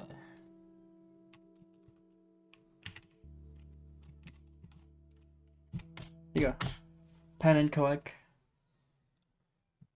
Tell me if this sounds familiar. You're just casually playing Super Mario 64 when all of a sudden, bam, you hit something. But About what did you hit? 2 hours left to draw all these For emotes. some reason, the game And I considers you barely, to be hitting something in that spot. So we this barely is got the called first an invisible subscriber wall, emote going. and there are many of them in the game. For most people, invisible walls are like this mysterious Let me get the You may have seen clips like this. Oh! What was that? There's an invis wall there? Or like Hold on. this. Use of that, so I got a visible wall. Or like this. What? No, no, no, no. What the? Or like this. And invisible. Think a window capture. Or like this. Let's make this small here. Why is there an invisible wall there? Yeah, why is there an invisible wall there? Why do all of these strange interactions happen? For decades, invisible walls have tormented players, messing up runs and causing tons of confusion, because nobody really seems to know what invisible walls are or why they're there. So, I made it my mission to answer that and put an end to the confusion. So come with me on this journey as we delve into the deep, dark, inner heart of invisible walls. This is Invisible Walls Explained once and for all. But before we get to invisible walls, there are some basic fundamentals of Super Mario 64 that we need to go over first. So, all geometry in the game is made up of surface triangles, which you can see here. Now, there are 3 different types of surface triangles. First, there are floors. Floors are the triangles that you can stand on, and in visuals we color them blue. Second, there are walls. Walls are the triangles that you can push, punch, kick, and wall jump off of. We color them green. And third, there are ceilings. Ceilings are the triangles that if you jump up into them, they'll cut short your upwards trajectory. And some ceilings even let you hang on them and swing around. We color ceilings red. Now, one important property of a triangle is its normal vector. Think of a triangle's normal vector as an arrow. So I've been planning to triangle. Interestingly, it's the direction of a triangle's upload all the entire VODs, the 5-hour streams onto YouTube. But because I'm like doing this with this stream, I don't think I'll be able to upload this one. Even these triangles count as floors because their normal vector. I don't want to have just someone else's YouTube video up on my YouTube video. And if the normal vector is pointing downwards at all, then the triangle is a ceiling. So even these ones are ceilings because their normal vectors point just a tiny bit downwards. And finally, if the normal vector is pointing exactly sideways or extremely close to exactly sideways, then the triangle is a wall. So now you know the 3 kinds of triangles: floors, walls, and ceilings, whose normal vectors point upwards, sideways, and downwards respectively. Note that here I'm showing the triangles from the side, so they just look like lines from this angle. Now we're going to talk about the triangle hitboxes, aka how these triangles affect Mario in the area around them. So let's start with floors. A floor's hitbox extends 78 units below the floor, and its effect is that it snaps Mario up onto the floor. So we can see that as Mario enters the hitbox, he gets snapped up. But now let's make this visual more precise. You see, Mario's position is the point at the bottom center of his model, which I'll represent with this symbol. So when I talk about Mario, I really like the face I made here. it's purely about It's very good. the point at the bottom center of his model enters the hitbox, not just any point on his model entering the hitbox. Also, Mario doesn't move around continuously, but in discrete chunks, which I'll represent with yellow arrows. So let's watch it again. Mario moves to the right, 1 arrow at a time, and now he's about to enter the floor hitbox. So on the next step, Mario enters the floor hitbox and then gets snapped up onto the floor. In other words, those 2 arrows happen on the same step, so we never actually see Mario below the floor. Here's what a floor snap looks like in the game.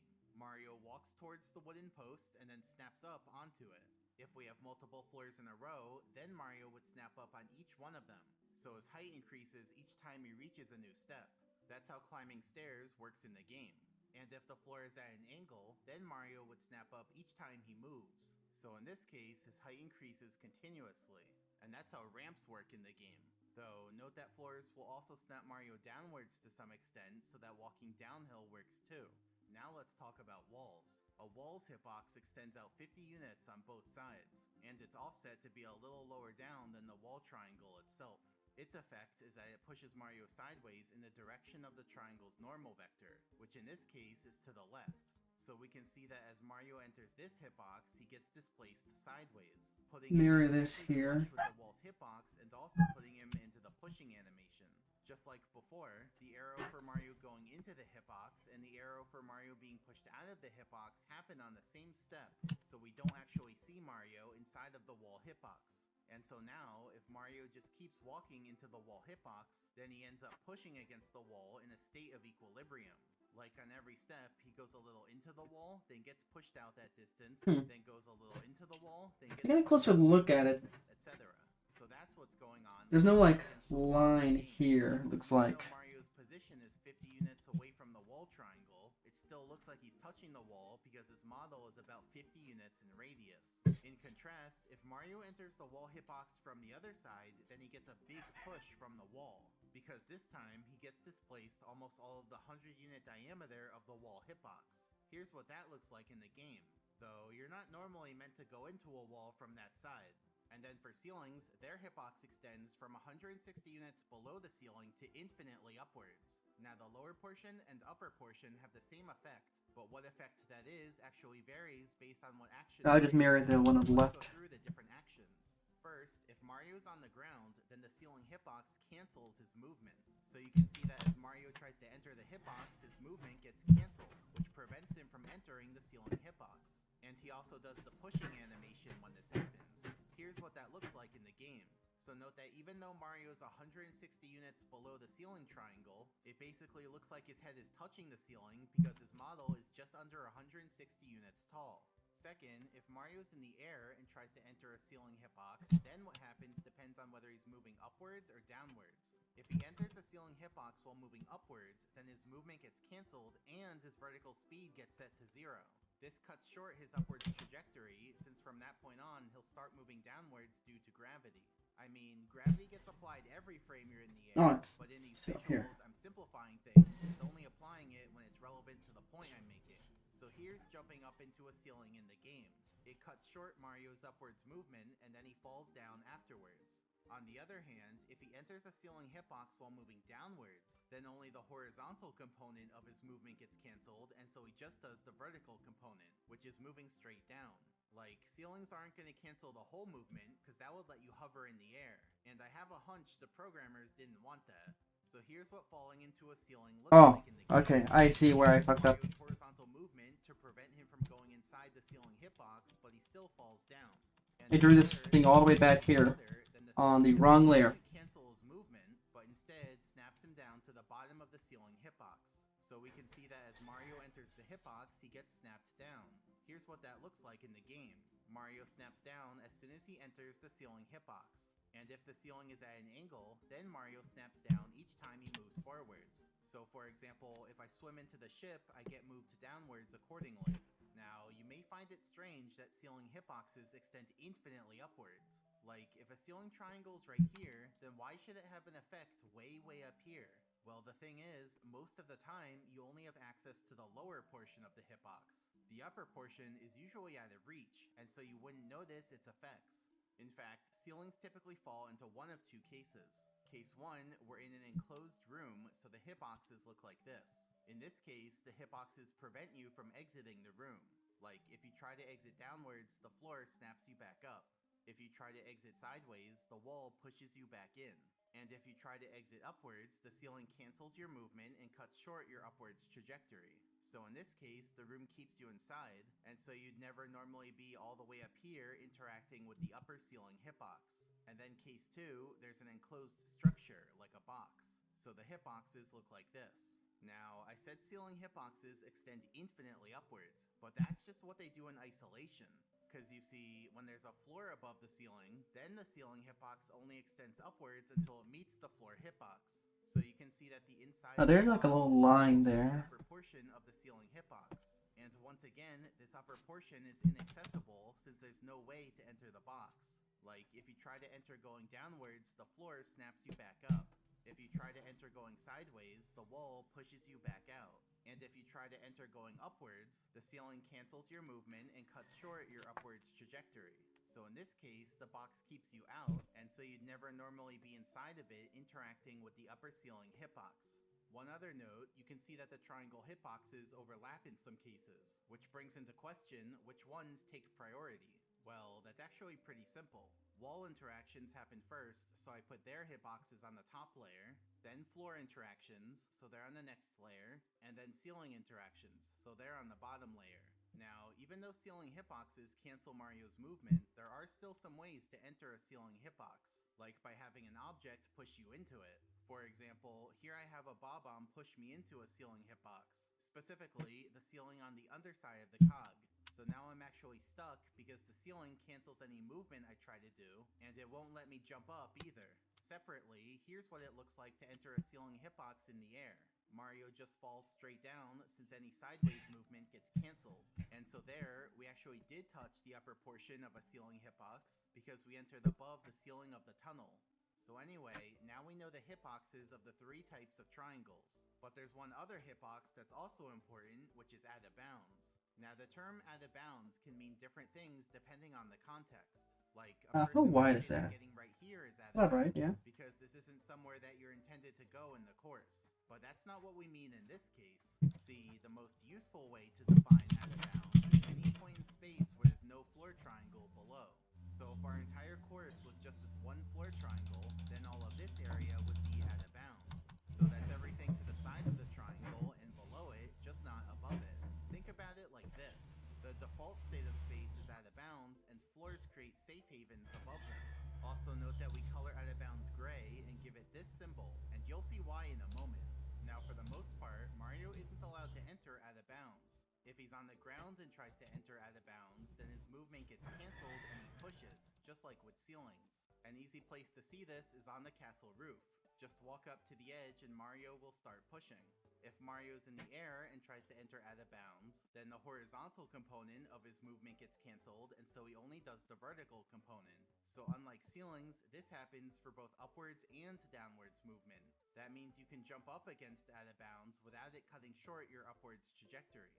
And finally, It's if like Mario's in water dark and gray tries and to enter black. out of bounds, then his movement just gets cancelled. There's not a normal place where this happens in the game, but if you clip into the tunnel in Wet Dry World, like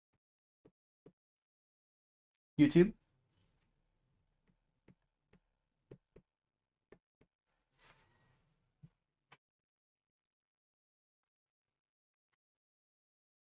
That's not my internet. It shouldn't be.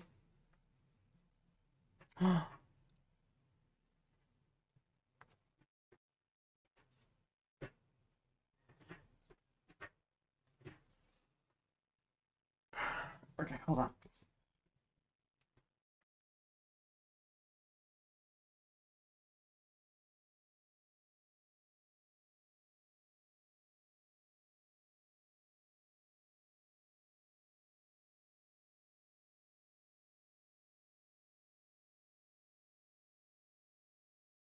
we did earlier, then you'll fall into the tunnel after the loading zone. Because of that, the town section of the level isn't loaded, and so you can just swim into the end of the tunnel. This is swimming into out of bounds, so Mario's movement gets cancelled and he just ends up swimming in place. So the reason Mario's not able to jump off of courses like Bob on Battlefield is because you can't move into out of bounds. There's no actual wall triangles on the edges of these courses keeping you in. And for courses with death barriers, like Cool Mountain, the reason you can jump off of these courses is because the death barrier itself is made up of floor triangles. Here's a zoomed out view of the whole course. So you can see that the death barrier is made up of 2 giant floor triangles below the main part of the course. And Okay, that was weird. the 2 courses. I wasn't losing Cool Mountain internet has a connection. death barrier floor below it, while Bob on Battlefield doesn't. The death barrier creates a safe haven. And no drop frames, everything's still fine. I don't know what happened there. That's why in Cool Mountain you can jump off the course and go below it, whereas you can't do that in Bob on Battlefield. Now it is technically possible to enter out of bounds, but it's even harder to do than entering a ceiling hitbox. Like, our old trick with getting pushed by an object doesn't work in this case, because the game knows not to apply the object push if it would put Mario out of bounds. But nevertheless, there are still some ways to do it. For example, we can enter out of bounds by doing a ledge grab in this corner and then climbing up. We can jump into a cork box next to a steep hill. We can have the ground move out from under Mario, which is done here using the merry-go-round floor. And we can have Chuckya throw Mario out of bounds. As you can see in each of these cases, Mario dies when he goes out of bounds, which is why we give out of bounds the skull and crossbones symbol. But also when this happens, Mario stops having his hat on, though you get it back after you respawn. Now everyone always wonders, why does going out of bounds make Mario lose his hat? Well, let me explain. You see, Mario's logic every frame goes like this. First, it resets his hat state, so he'll be in the state of having no hat. Then it lets Mario do his action, like say, 1 frame of walking forwards, and finally, it updates his hat state to be how it's supposed to be, which gives him his hat again. And so his hat will be on by the time he gets rendered. So that's what normally happens every frame. But between steps 1 and 2, there's a check. Specifically, it checks if Mario's out of bounds, and if so, then we're done with the function. Don't do the rest of the steps. So let's say Mario's currently out of bounds, and now let's walk through the steps to see what happens. First, it resets his hat state, which makes him have no hat.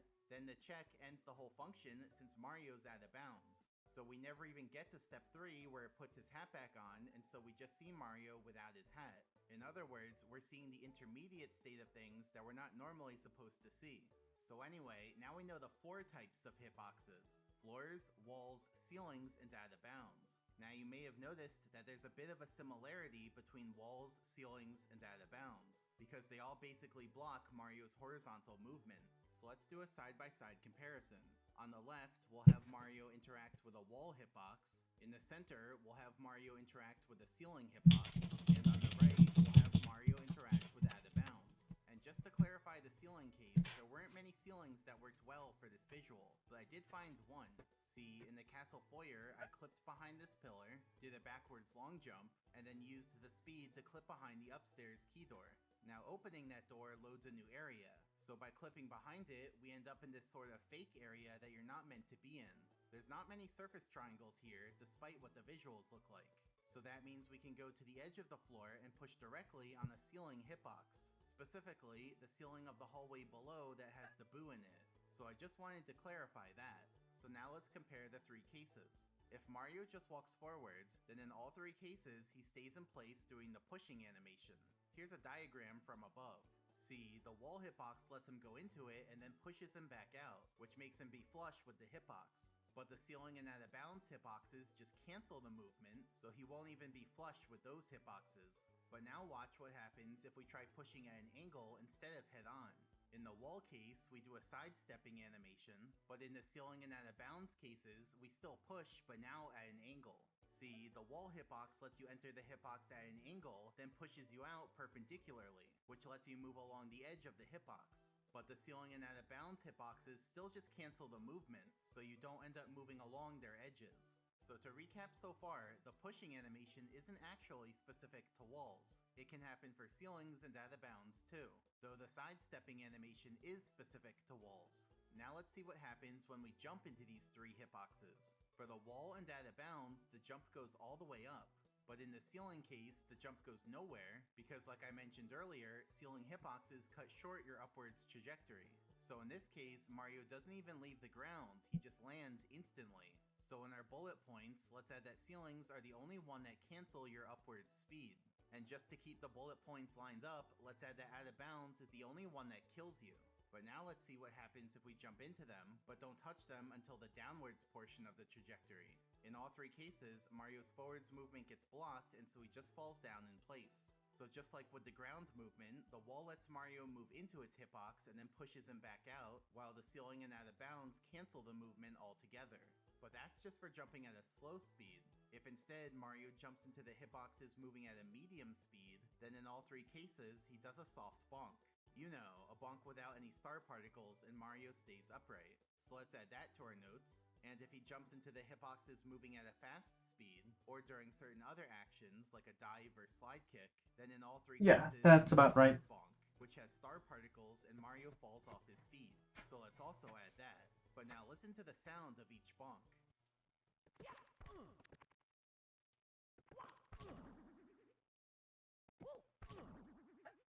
See, when you bonk on a ceiling or out of bounds, it makes a sort of boingy sound effect, while the wall doesn't do that. And so let's add that to our notes too.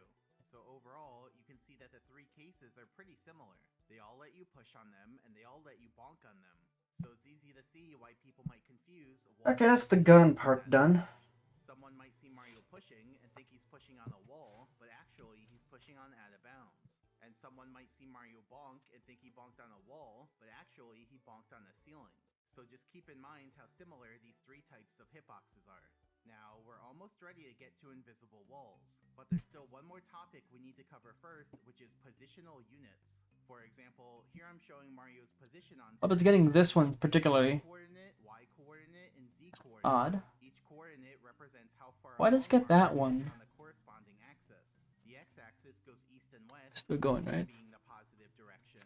The y-axis goes up and down, with up being the positive direction, and the z-axis goes north and south. With So according to Twitch, I restarted the stream. map of a course. If we zoom in, we can see the So we had a stream crash essentially. in SM64 is incredibly tiny, only like a centimeter. Yeah, who pinged me? And the extra bold lines are the x and z axes. Now we're going to analyze what a surface triangle looks like at this scale.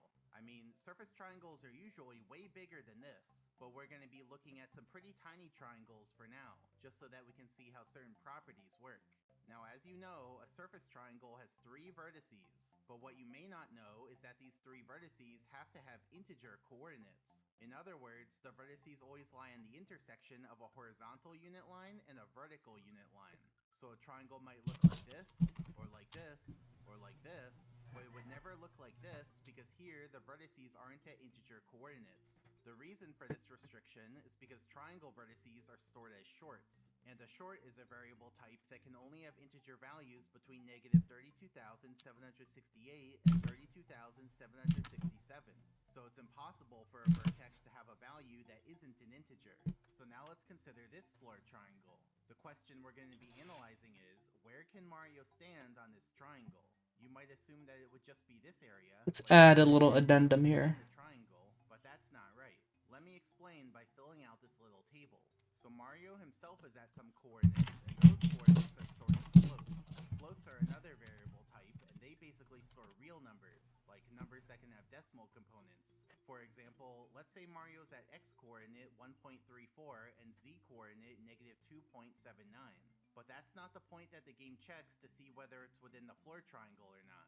Instead, the game first converts those values to another type. Specifically, it converts the coordinates to shorts, and then that's the point that the game checks to see whether it's within the floor triangle or not. And like I mentioned earlier, shorts can only have integer values, meaning no decimal components. So to convert Mario's coordinates from floats to shorts, the game takes the coordinates and then chops off the decimal components. So it's not rounding, it's truncating.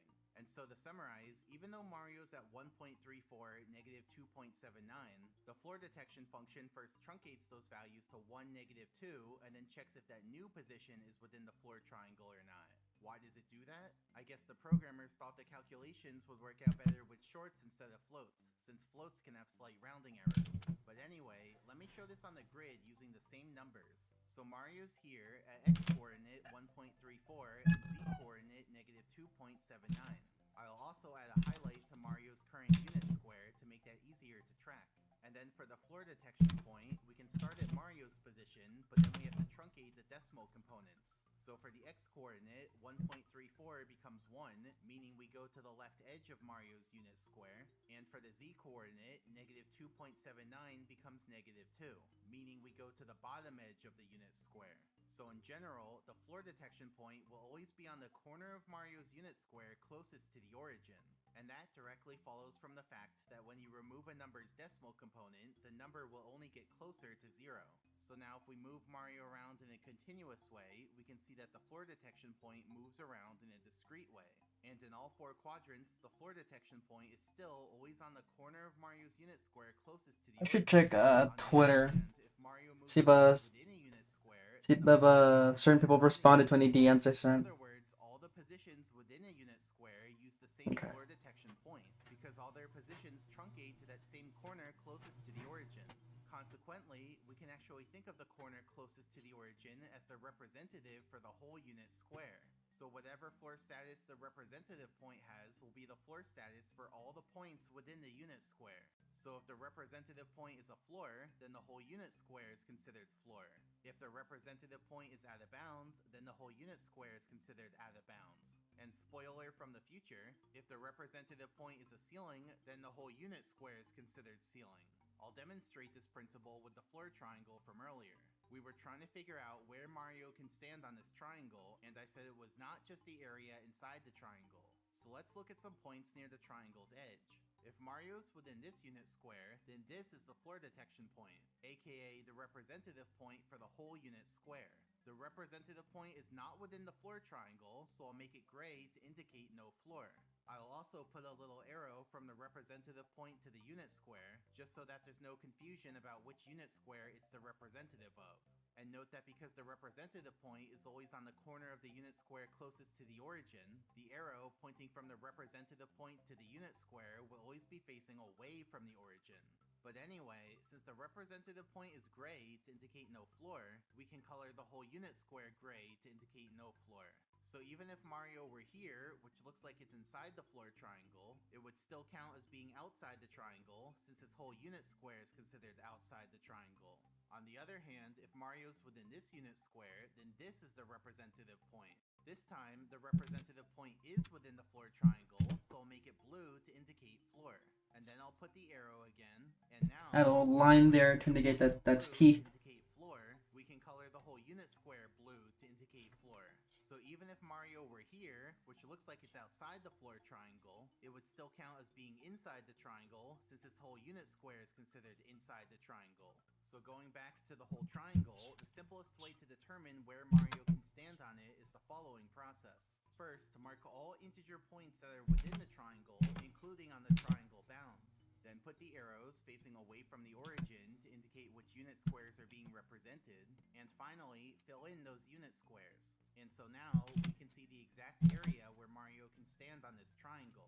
So the floor detection area isn't a perfect triangle, but more like a pixelated Oh my gosh. approximation of a triangle. Succulent Shin, thank you for the follow. We get some interesting properties. For example, That thing jump scared me. The floor triangle is cardinally aligned, like it's exactly horizontal or exactly vertical, then the edge of the floor detection area will be a straight line.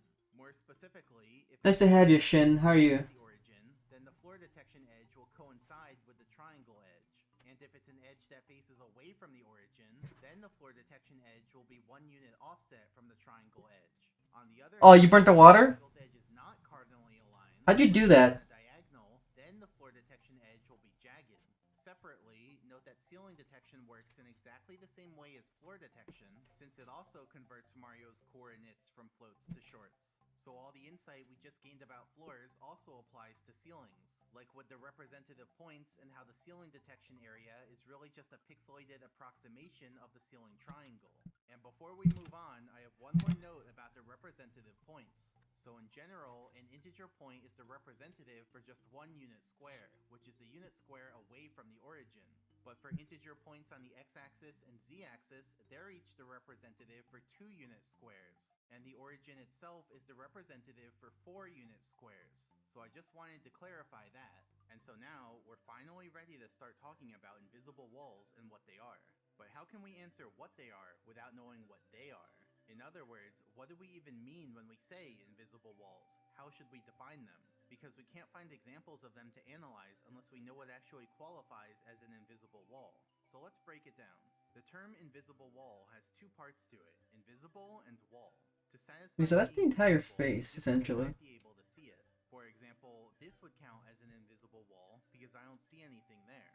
However, this would not count as an invisible wall. That's a because good I can face. clearly see the wall there. And then to satisfy being a wall, you'd think I'd say it has to be a wall. But think about it. A casual player can't see specific triangles and their classifications. Instead, a casual player would just go by what it seems like is happening. After all, they say if it looks like a duck and quacks like a duck, it's a duck.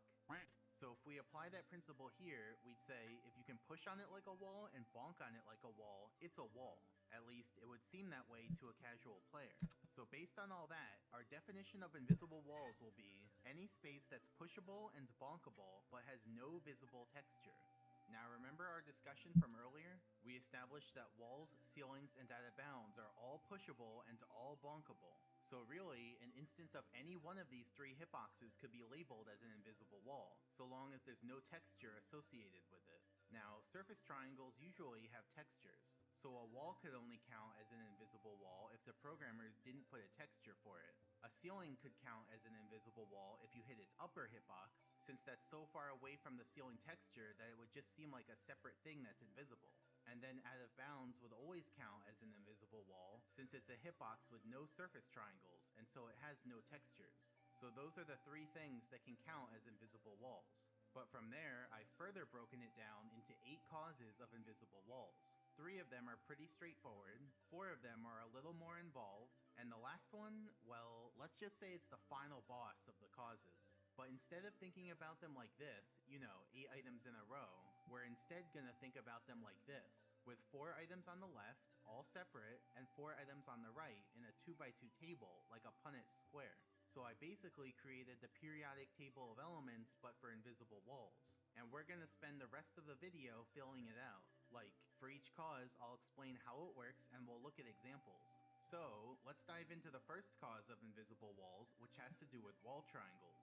See, most wall triangles have a texture, but surface triangles and graphics triangles are 2 completely separate things in the game. Surface triangles have hitboxes that affect Mario, like we've talked about, and graphics triangles are purely visual. Now for the most part, the programmers made it so that every surface triangle has a corresponding graphics triangle. But there are some exceptions, and so if there's a wall triangle with no corresponding texture, then that would count as an invisible wall. So let's look at some examples. In the hallway leading up to Bowser in the Dark World, there's an invisible wall right after the trap door.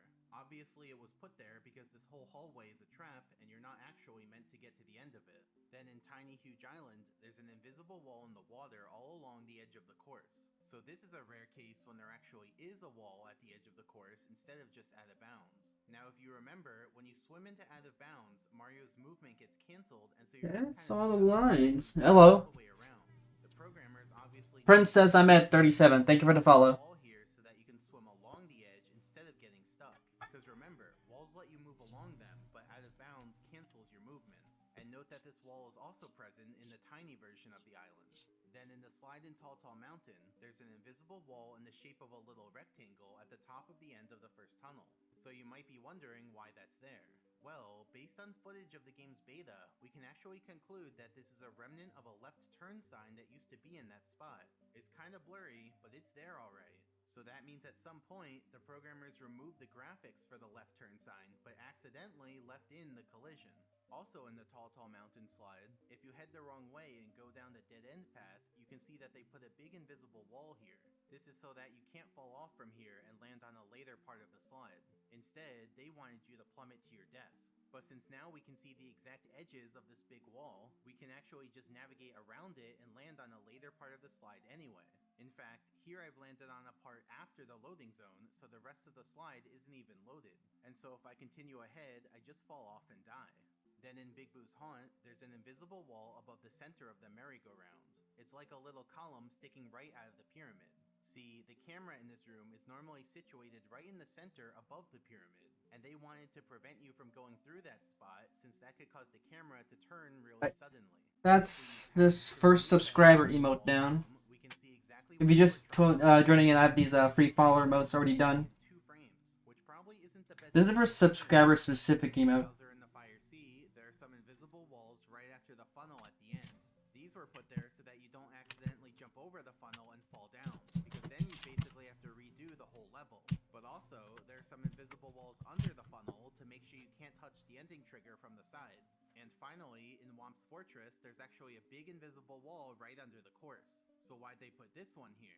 Well, it actually has to do with the water that's in the level. Let me give you a quick rundown on water. So here's the side view of a surface of water. Note that I'm making it purple because blue is already taken by floors. So there are 2 important things to understand about water. First, the hitbox of water extends from the water's surface to infinitely downwards. Like, they never programmed water hitboxes to have a bottom. And second, when enters a water hitbox, subscriber emote, here we go. set to just under the water's Almost put on the wrong one. to the swimming action.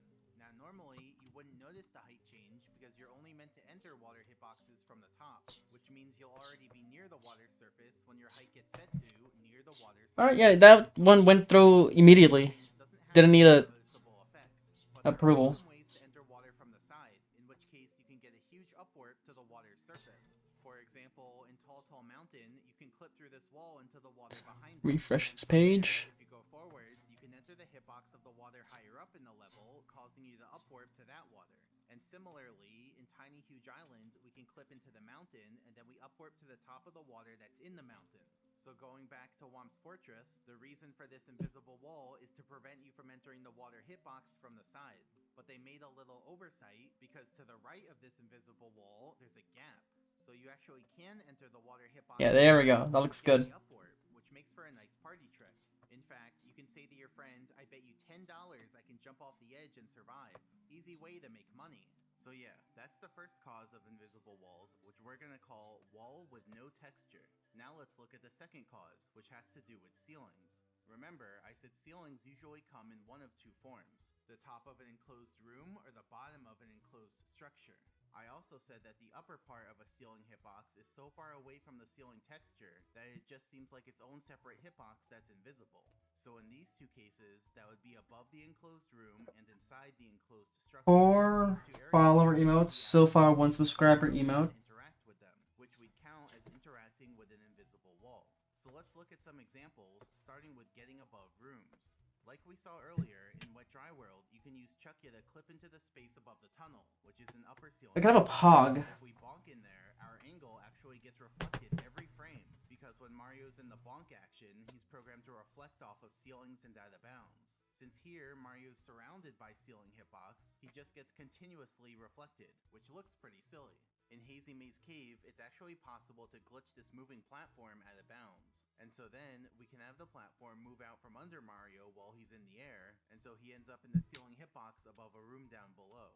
In the castle foyer, like we saw earlier, you can clip inside this pillar, and so then you're able to Let me look up other pogs. area below. You know, the area I'm to look at my phone. go down to the basement.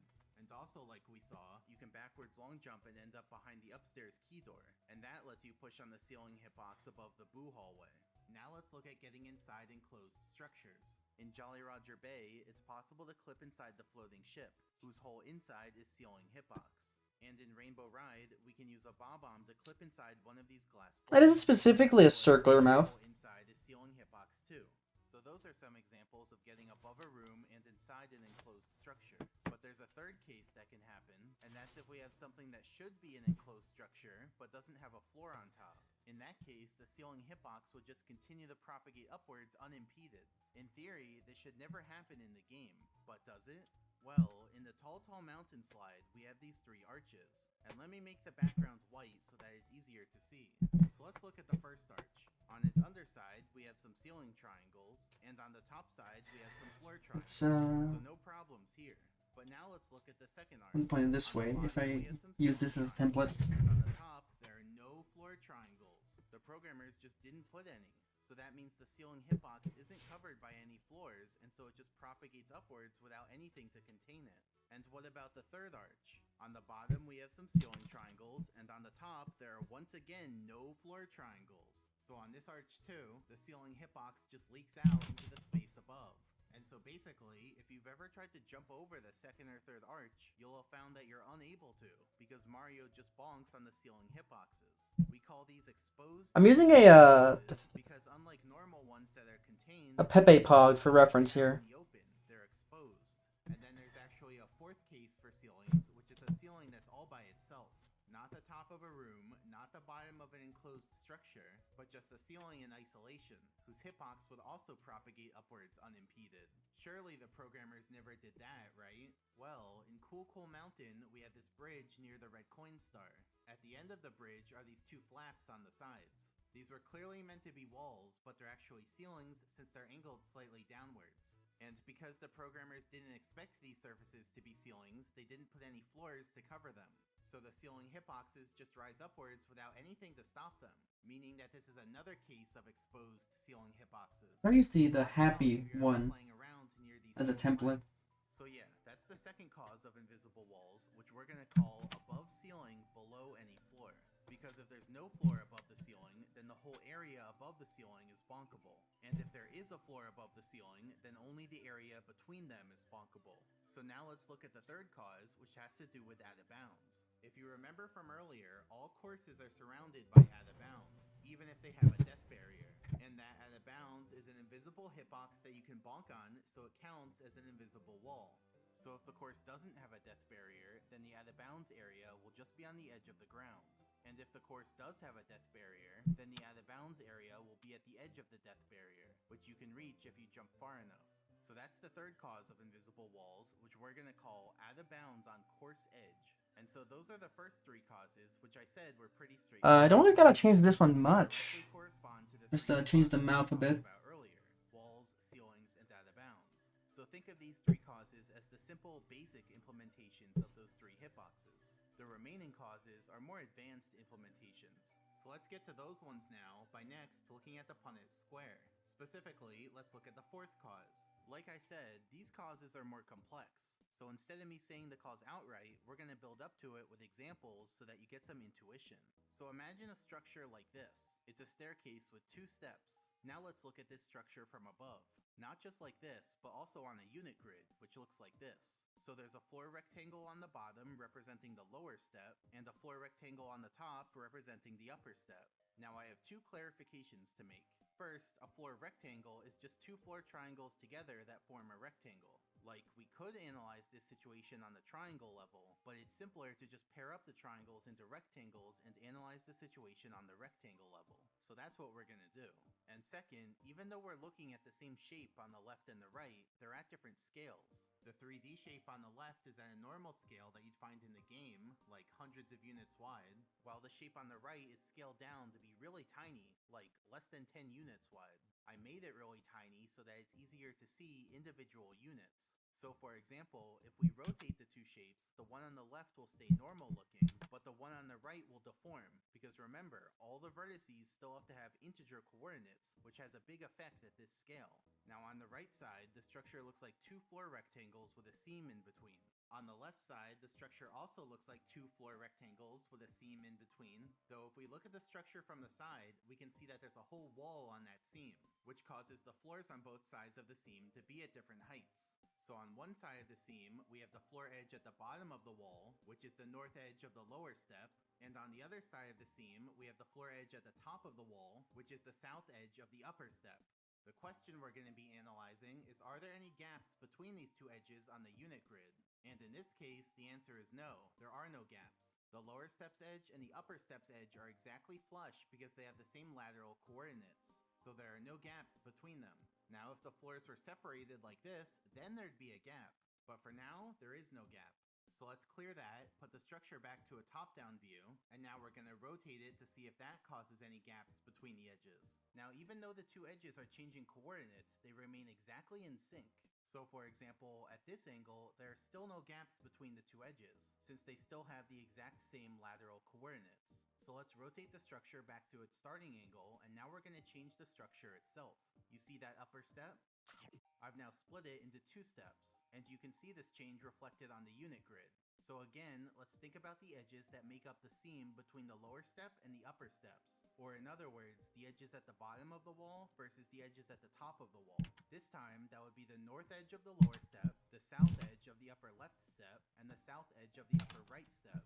Same question, are there any gaps between them on the unit grid? The answer is no, but the reasoning is a little different this time, because now there aren't just 2 edges with the same lateral coordinates. Instead, there are 3 edges, a long edge and 2 short edges. And notice that the 2 short edges connect at a point that lies exactly on the bigger edge. Because of that, we're going to call that point an edge vertex. In general, we'll define an edge vertex as a triangle vertex that's intended make the eyes all big. on another triangle's edge. So it's not meant to coincide with the other triangle's vertices, but instead be somewhere in the middle of the triangle's edge. And it doesn't have to lie exactly on the edge, but just be intended to lie on the edge. So in theory, it could miss by a little. Now going back to the structure, we can see that the edge vertex here does lie exactly on the bigger edge. And because of that, there are no gaps between the bigger edge and the 2 smaller edges. In the 3D view on the left, that means that this edge vertex is laterally aligned with this edge. And just to clarify, I could mark the edge vertex here or here. It doesn't really matter because those 2 points are basically guaranteed to line up with each other. So laterally, they're like the same point. So going forward, we'll consider them to be the same edge vertex, and I'll only be marking one of them. Okay, so let's clear all of that, put the structure back to a top-down view, and now let's rotate it again. This time, you may notice something funky is going on with the edge vertex on the unit grid.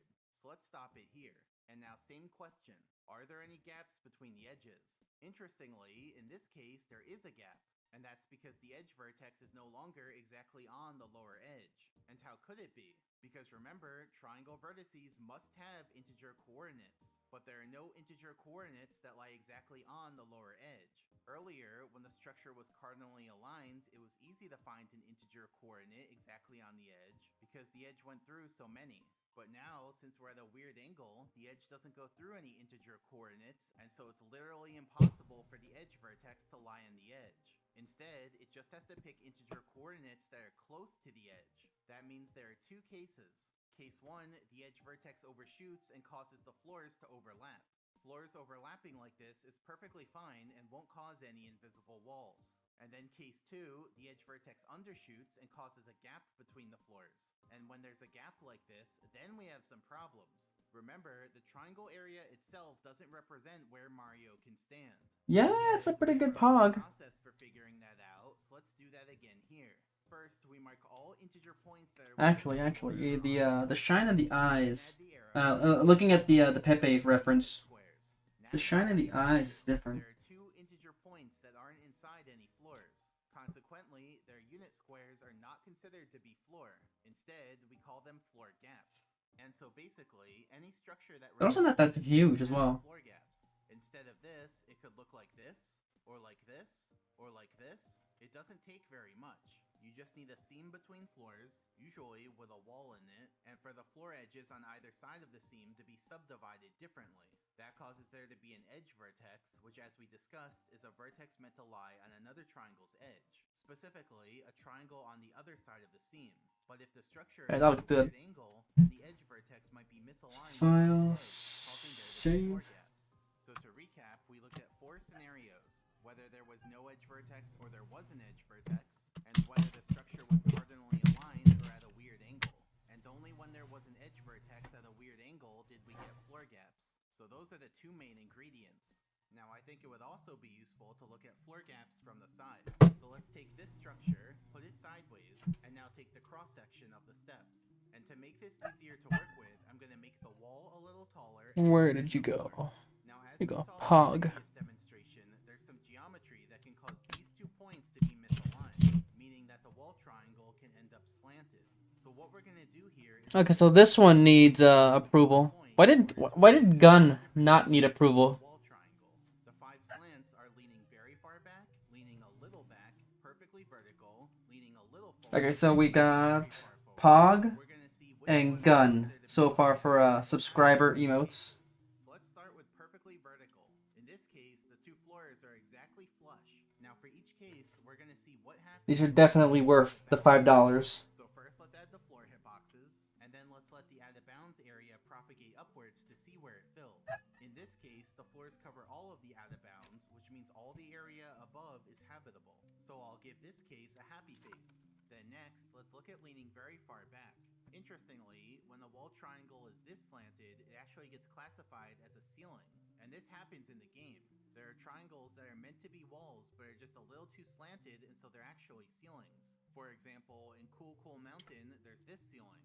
So even though it looks like a wall, you can't kick on it or do any other wall interactions with it. And then in Rainbow Ride, there's this ceiling. It's meant to be part of the big house's wall, but because it's just a little too slanted, it's actually a ceiling. So we'll call these wall-like ceilings because they're ceilings that look like walls and are meant to be walls. So going back to our demonstration, let's see what happens when we show the hitboxes again. Like before, the floors still cover all of the out of bounds. In fact, we have some floor overlap in the middle, so there's floor to spare. So this case gets a happy face. Then next, let's look at leaning a little back. Here, the wall triangle is still a wall, just a slightly leaning wall. If we show the hitboxes again, we can see that the floors still cover all of the out of bounds, with a little bit of floor to spare.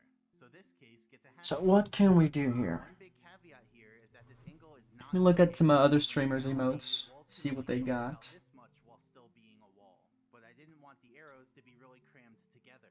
So in these visuals, we're just gonna pretend that walls can tilt this much and still be a wall for the sake of convenience. Then next, let's skip ahead and look at leaning very far forwards. Now the wall triangle is so slanted the other way that it gets classified as a floor. And this happens in the game too. There's a head pat emote. I might, if I do like a head pat, I might want to do that as a follower emote. But because it's a floor, you can walk on it and slide on it. In Bowser in the Dark World, the side of this little bridge has a floor triangle. In Bowser in the Fire Sea, the side of this platform has floor triangles. And in the castle courtyard, the side of this structure has a floor triangle. So for these ones, we'll call them wall. But I think what I've made so far is pretty good already. Well, first let's show the floor hitboxes. You can see that the original two floors are now separated a bit, but luckily, this new floor covers the area in between. So if we show the out of bounds area, we can see that the three floors together cover all of the out of bounds. So this case gets a happy face. And then finally, let's look at leaning a little forwards. Here, the wall triangle is still a wall, just a slightly leaning wall. Now let's show the floor hitboxes. The two original floors are still separated a bit, but now there's no third floor to cover the area in Yeah, I've done gun, which Ganical suggested, and Pog, which is one I've been meaning to do. But doesn't actually have the powers of a floor. And so if we I could make a we can see that a tiny sliver of out of bounds leaks like this again, but like crying and sobbing. sliver of out of bounds would be classified as an invisible wall. This type of invisible wall has caused a lot of frustration over the years. Like, think about this kind of invisible wall compared to the previous three causes that we looked at. These three causes aren't actually that annoying. For the walls with no texture, those are put there intentionally to prevent you from going to places that you're not supposed to go to. So they don't really get in the way when you're going to places that you are supposed to go to. For the ceiling hitboxes, those are mainly just above rooms and inside enclosed structures, which are places that you don't normally interact with. Well, aside from the arches in the Tall Tall Mountain slide and the bridge flaps in Cool Cool Mountain, those ones can get in your way. And then for out of bounds on the course edge, you know where those are, and it's not like they're in the way because they're only on the edges of the course. But for this most recent type of invisible wall, it's just in the middle of the course out in the open. It could even be on the path that you're supposed to use, so you might just bonk on it out of Little nowhere snot while you're bubble coming out of this one. So this type of invisible wall, along with the rest that we're going to cover, are in some sense the real invisible walls, because they're the ones that frustrate players and give a bad name to invisible walls. So I'm going to give this case an angry face. So to summarize, we looked at 5 possible slants of the wall triangle, and only a wall that's leaning slightly forwards causes there to be a floor gap that lets out of bounds leak through. If we move the upper vertex around continuously, you can see that it's only a very narrow range that lets the out of bounds leak through. Basically, the wall triangle has to be leaning forward so that there's a gap between the lower floor and upper floor, but the wall can't be leaning too far forwards or else it acts as a floor that covers that gap. Now I think it would also be useful to see what each of these 5 cases looks like from a top-down view. When the wall leans very far back, the floors overlap. You can tell because the overlap area is an extra dark shade of blue. When the wall leans a little back, there's still a floor overlap, but a bit smaller in area. When the wall's perfectly vertical, there's no floor overlap or floor gap. The whole thing is just a uniform shade of blue. When the wall leans a little forwards, now there's a floor gap. You can Anything tell with the because eyes there's here. white in the middle of all the blue. And remember, that white area... Wait, let's close the eyes on this one. That doesn't really do anything.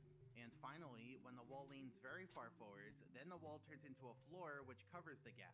So yeah, it's only the one case that causes floor gaps. Yeah, this is like Gaps don't this is the necessarily baby rage cause emote here. invisible walls. See, there are actually 3 cases for what effect a floor gap has because it depends on what's below the floor gap. Case 1, there's another floor below the floor gap. In this case, Mario can freely jump over the floor gap and not hit any invisible walls. He can also go into the floor gap and fall through to the floor below, assuming there are no wall hitboxes in the way. Then case 2, there are no floors below the floor gap. Like we saw a second ago, this lets a tiny sliver of out of bounds leak through. If Mario jumps into that sliver, he'll bonk, and if he walks into it, he'll push. And then case 3, there's a ceiling below the floor gap. This ceiling has a lower hitbox, but we don't care about that. It's the upper hitbox So it has some drool. sliver of ceiling to leak through. So this would also count as an exposed ceiling hitbox. And just like the sliver of out of bounds, the sliver of ceiling lets us bonk on it, lets us push on it. Because Monster Mega has like a crying, shitting, pissing, puking emoji. Now, if you ever encounter an Maybe I should make this like the. it might not be obvious whether it's from I'm gonna puke to this. Is what I'm trying to say. You know, invisible walls are invisible, so in the game we wouldn't see the hitbox colors that I'm showing here. But remember, only ceilings cut short your upwards trajectory. So a quick and simple way to distinguish between these two cases is to jump up into the invisible wall. If it lets you jump up, then it's out of bounds, and if it stops you from jumping up, then it's a ceiling. So let's look at an example. In Bob on Battlefield, there's this wall on a floor seam. Here are the floor edges on both sides of the seam, which are subdivided differently. Yeah, make this puke And here. based on those, here are the edge vertices. Now you may be wondering why it looks like I'm showing the same thing on the left and the right. Well, they're actually different camera modes. See, the one on the left is a perspective view, meaning that things get smaller as they go farther away from the camera. So it's like the normal camera mode that you'd see in the game. In contrast, the one on the right is an orthographic view, meaning that things stay the same size regardless of how far away from the camera they are. This orthographic view is useful because it allows us to have a nice looking top-down view. So next, let's show all the course's floor triangles, and now we're going to zoom in on each edge vertex to see how it misses its edge. Like, does it cause a floor overlap or a floor gap? The way this one misses is by causing a floor gap, because you can see the white area between the floors. Then for the next edge vertex, it also causes a floor gap. And for the last one, this one's a little weird. See, the bottom of the step and the top of the step don't actually line up, even though they were meant to. That's what actually causes the side of that third step to be a floor instead of a wall, like we saw before. But anyway, this just means we have two edge vertices to look at instead of one, and they both cause floor gaps. So let's zoom out a little, and now you can see that there are integer coordinates that lie in the white area between floors, meaning that those points are out of bounds. Now let's remove the triangle fill color so that we can mark which unit squares are out of bounds. For each of those integer coordinates, let's add the arrow facing away from the origin, and then fill in those unit squares with gray for out of bounds. And now let's pan across the seams so that we can see all of the unit squares of out of bounds. So each of the unit squares on the right represents a little sliver of out of bounds that leaks through the leaning wall. And as we're panning on the right, I'm adding these slivers on the left so that you can see them in 3D. They're basically square columns that are 1 unit wide, though I'm drawing them each as 1 pixel wide because that's what's easiest to see. So that's the whole seam. Interestingly, there's one point near the middle of the seam that lies on the x-axis. So that point has 2 arrows and causes 2 Okay, that's cleared up there. visible wall. So yeah, that's how the out-of-bounds units are distributed along the seam. On the left, if we zoom in a bit, you can see the 2 unit columns in the middle that This might be the last emote I draw they're both from that point on the x-axis. before I have Kaneko come on stream. You can see just how high up this invisible wall goes. All the way It shouldn't take too long. Honestly, I'll take a break before then. So it's pretty weird. There's just this invisible wall in the course that goes way higher up than anything else. And of course, because it's an invisible wall, that means anytime you go through that spot, you may end up bonking on it seemingly out of nowhere. On the other hand, you may end up passing right through it. So why is it that you only hit it sometimes? Well, let me explain. Here's a top-down view of the unit grid, and let's say we have invisible wall units on a seam like this. Now normally, invisible wall units are at a slanted angle, but just to keep this demonstration simple, we're going to say on the angry. row like this. Look at you like that. Let's say Mario's currently south of the invisible wall seam and wants to cross it going north. Now it's important to understand exactly how Mario's movement works. So Mario has a horizontal speed, which represents how many units forwards he moves per frame. For example, if Mario's speed is 8, then he moves 8 units forwards per frame. But even that's a bit of an oversimplification because the game doesn't move Mario forwards all at once. Instead, it takes his speed and subdivides it into 4 equal pieces called quarter steps. So a speed of 8 would be subdivided into 4 quarter steps, each having a size of 2. Then on each frame, Mario moves forwards by 4 quarter steps. So in the game, you'd see Mario before he does the 4 quarter steps, you'd see Mario after he does the 4 quarter steps, but you wouldn't see him at these intermediate positions because they happen mid-frame. But I'll still show them here because they're very relevant for this discussion. So here, I'm making full steps pink and quarter steps yellow so that it's easy to distinguish them. Earlier, when I showed movement arrows, they were kind of a mishmash between quarter steps and full steps because I was simplifying. It's on a But you see, separate it's layer. only every full step that Mario's animation updates and gravity applies, while it's every quarter step that floors, walls, ceilings, and out of bounds apply. Since here, we're interested in whether Mario hits invisible wall units, which are ceilings and out of bounds, we're only going to focus on the quarter step arrows. And I'll add even more arrows to his pathing because we're interested in whether he hits the invisible wall at any point in his pathing, not just on the next frame. Anyway, since Mario's moving forwards 2 units at a time, that covers every second unit. That means there are 2 kinds of spacings, a spacing like this and a spacing that's offset by 1 unit like this. You can think of them as one covers the even unit squares and one covers the odd unit squares. If we look at the invisible wall seam, you can see that the pathing on the left skips straight. I can already see a lot of use case for this emote. Since invisible walls stop your movement, I'll remove all the arrows after the collision and put this symbol at the collision point. So in this example, there's a 50% chance that we hit the invisible wall, since 1 out of every 2 spacings hits it. Another way to see this is if we take just one of the spacings and move the starting point continuously. You can see that half the time it makes it through and half the time it stops. So that's why invisible walls can seem sort of random. Even though they're always there and don't move, you're not guaranteed to hit them when you cross the seam. Instead, it just comes down to whether your spacing crosses over it or goes into it. So in theory, you could always I'm gonna need green for this. Maybe gross green as well. At least casually, that's way too precise to control. But luckily, there are some other factors that are easier to control that also affect how often you hit an invisible The mouse. wall. For example, your speed. So far, we've just been working with a speed of 8, which has quarter steps of size 2. But let's double that to 16 speed, which has quarter steps of size 4. This time we have 4 different spacings, which you can think of as covering all the unit squares that are a multiple of 4, 1 more than a multiple of 4, 2 more than a multiple of 4, and 3 more than a multiple of 4.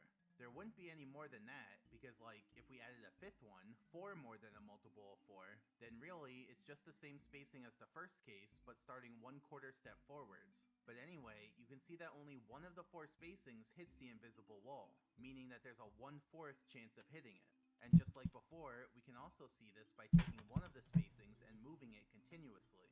Most of the time it makes it through, but 1/4 of the time it hits the invisible wall and stops. So at 8 speed, there was a 50% chance of hitting the invisible wall, and at 16 speed, there was only a 25% chance of hitting it. So basically, the faster Mario's moving, the smaller the chance of hitting the invisible wall. Because more speed means your quarter steps cover. This is almost every. More likely to pass right over. This is a handful of garbage pail kids put together. The invisible wall also depends on Mario's angle to the invisible wall seam.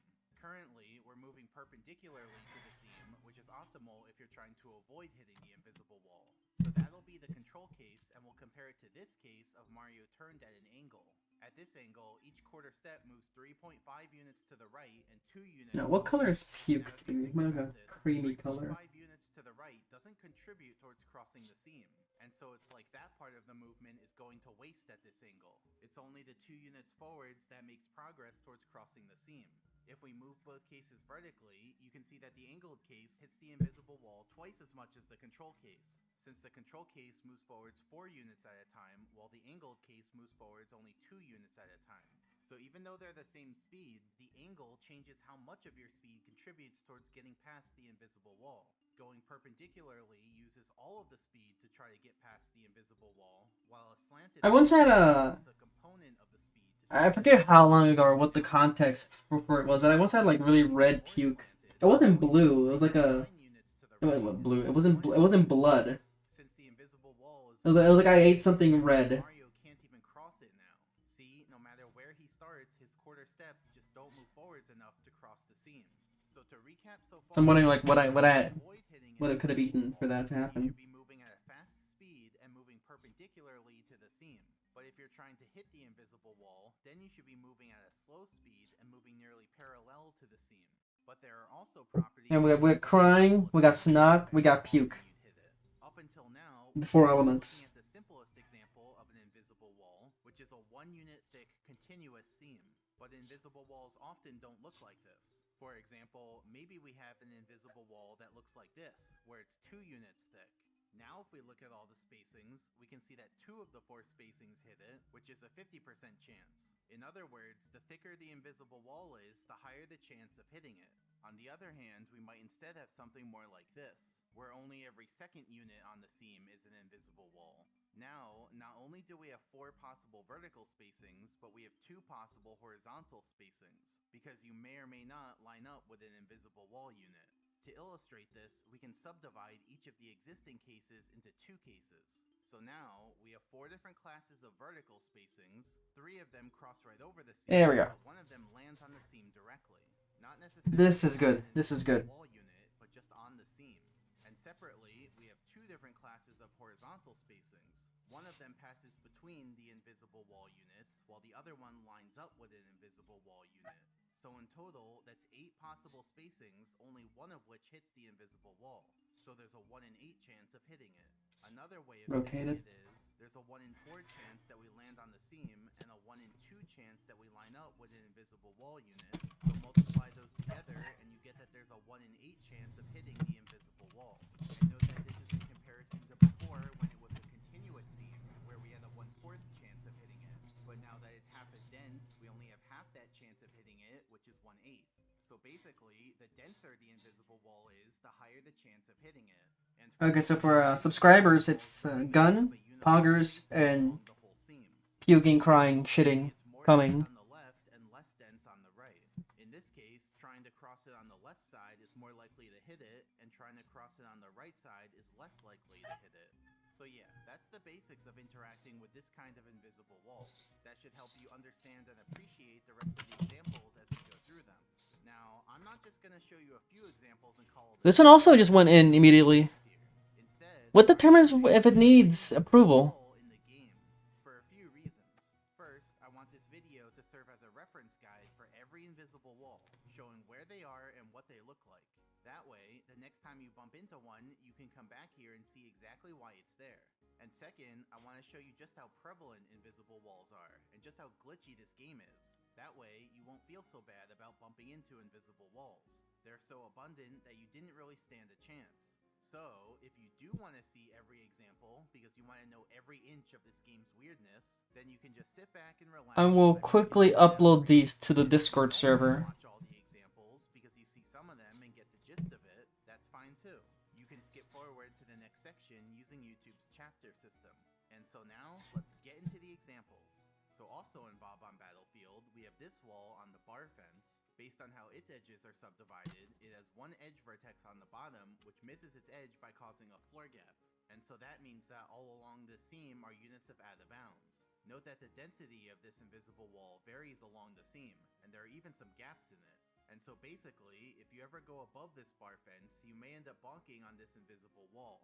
And remember earlier when I showed that you could bonk inside a ceiling hitbox and get reflected every frame? Where did Well, you can anger also do go? that on this Oh, here I kind go. of invisible wall, essentially by wedging yourself between 2 of the unit columns. Playing it again, if we pause it and zoom in, we can see exactly what's going on. So on this frame, Mario does a quarter step going forwards as part of the dive action. This quarter step lands on a unit square of out of bounds, so it gets cancelled and Mario bonks. Though note that Mario's bonking animation is 1 frame behind what it should be, so on the left it doesn't quite look like he bonked yet. I mean, you can see the star particles, but his animation is still diving. But he's bonking, so next he moves backwards a quarter step, which also lands on a unit square of out of bounds, so that gets cancelled too, and Mario reflects his angle. And now since he's still bonking, he does another quarter step backwards the other way, which also lands on a unit square of out of bounds. So that quarter step gets cancelled and causes another reflection.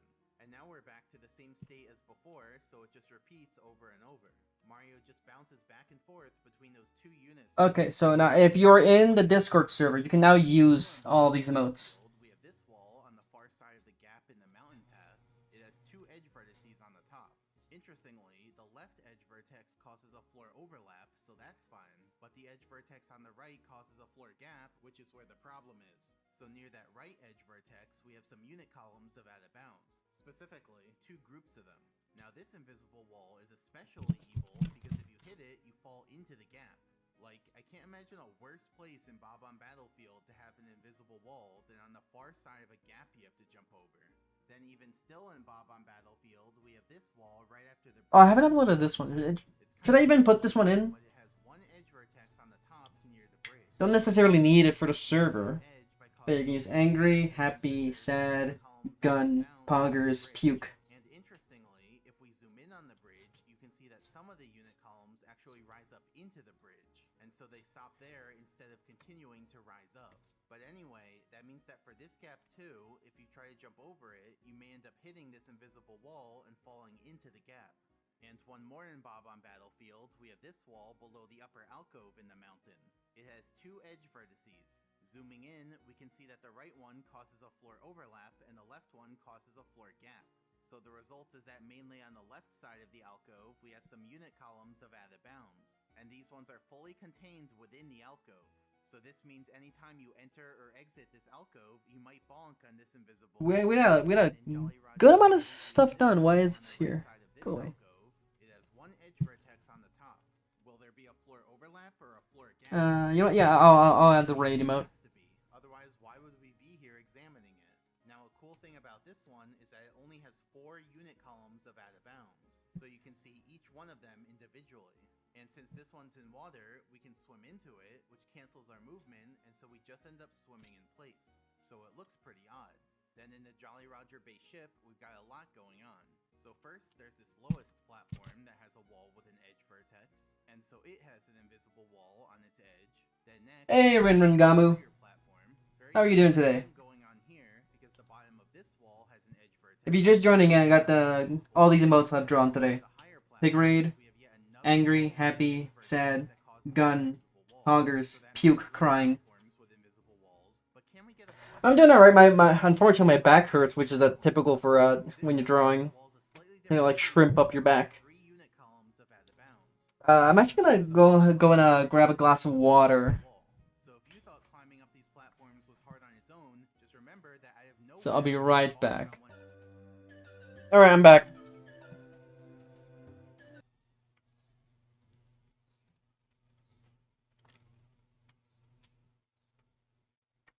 Where's the browser here?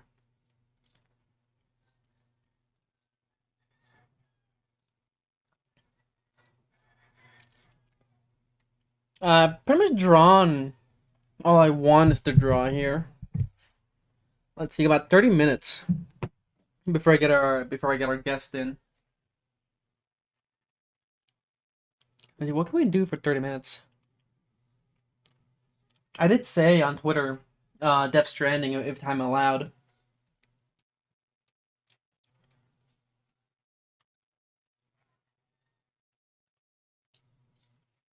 But I don't know if I have like the actual time for that.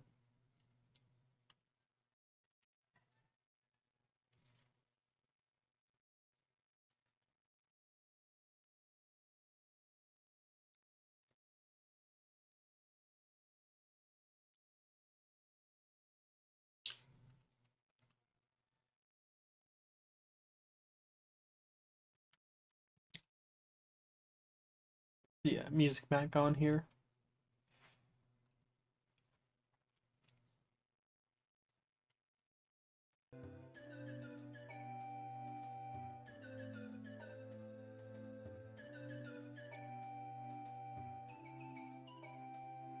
So available right now.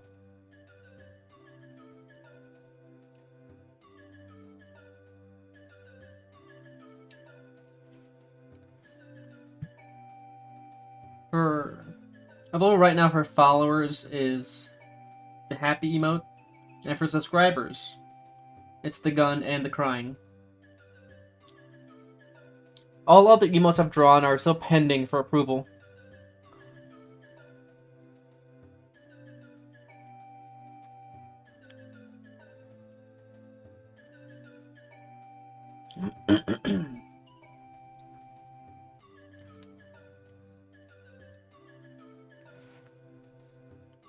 I also gotta do something about a pig coin. Because currently you can't do anything with the viewer points, except for like the default stuff, like highlight message, send message in what? Oh, it's a sub only mode. Okay.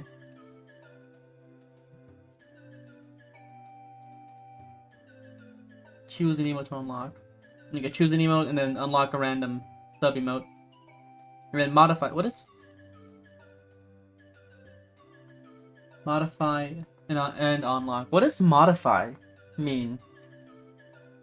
If you modify an emote. Well, I'll close that tab out for now.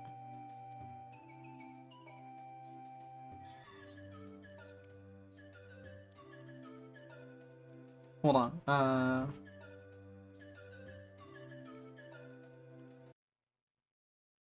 Hold on. How do I change this? Manage rewards.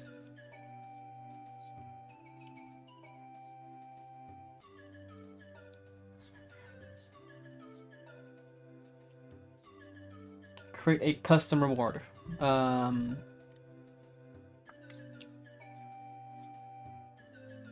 do I make it like a audio award? Cause I want some like funny noises.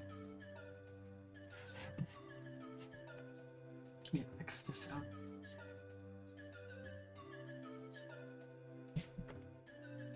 Putting away my tablet right now.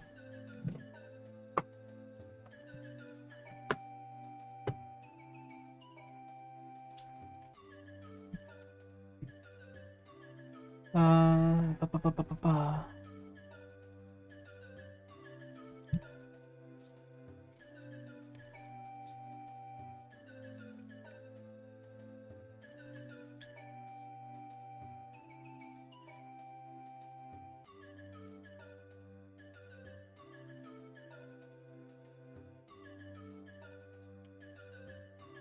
Oh, well, first, what funny noise would I even put in here?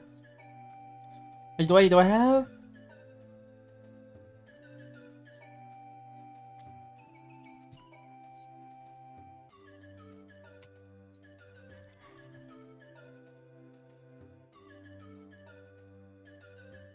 But they have a bunch of sound effects on Discord. Will they come out? No, they do not come out. Where did I get the sound file for these?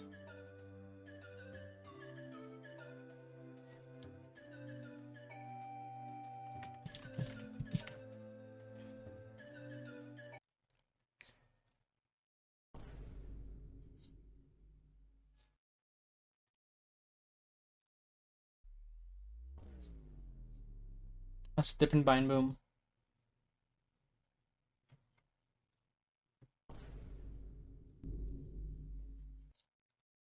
Oh, not that. Here you go.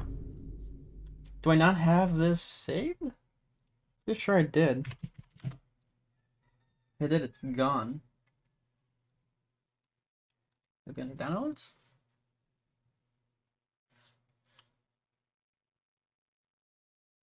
No, yeah, I've definitely gotten rid of this download. Wait, actually, first I should get the funny pipe sound.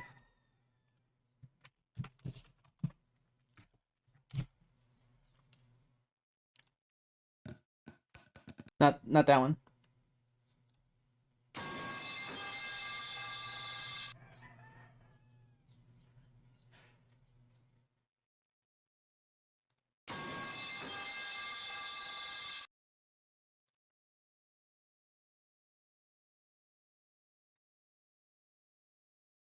Oh, I thought I had that on my Discord. Huh.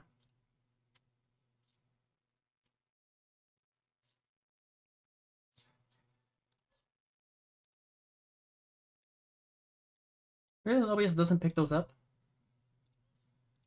Yeah, it really doesn't. Yeah. Lead pipe.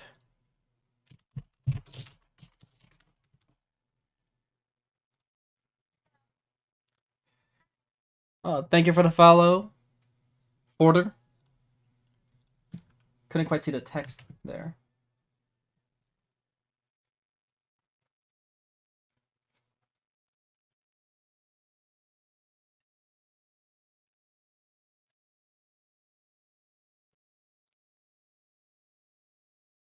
Okay, so I have that downloaded.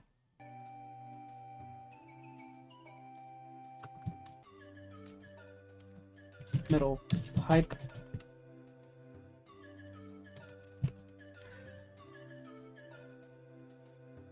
cost? Let's make that 100.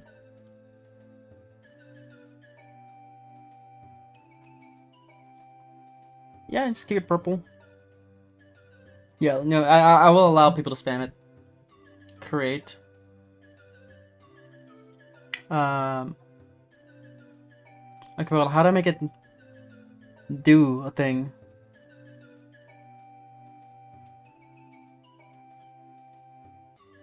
How do I make it a sound?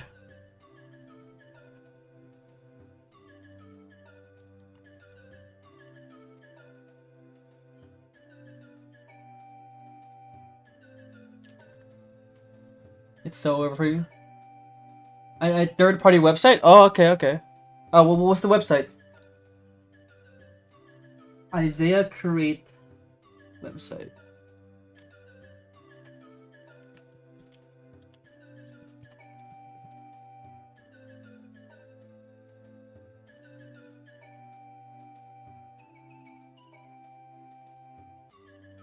Oh, hold on. Let me fix that, Ganeko.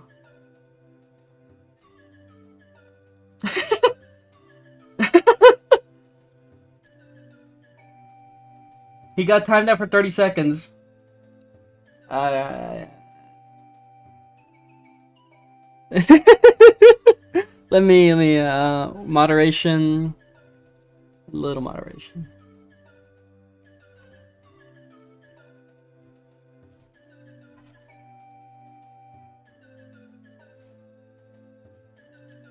Where do I...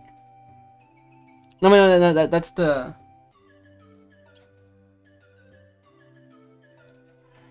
Wait, which bot was it? It was Botrix that did that. Let me, Streambot.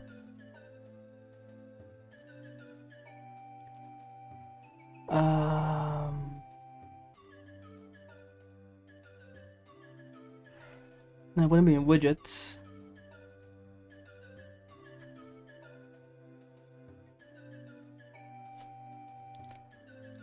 Where's the, send me the link in DMs while I fix this. Okay, link protection. Okay, you should be able to send links now. But go ahead and send the link. Anyone. And here's the Creaty bot. Log in with Twitch. Authorize. Oh, still? It still muted him. I literally just changed that. Next. Install on Twitch. Install. Configure. Add extension.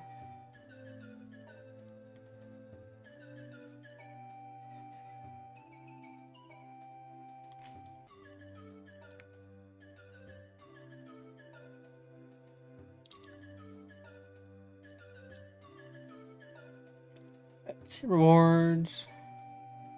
Here, add features. Sound alert. Here we go.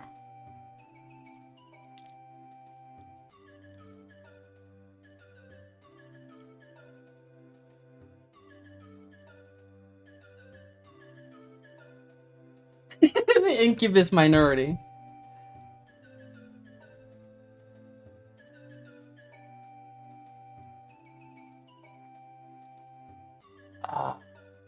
Is the pipe just here?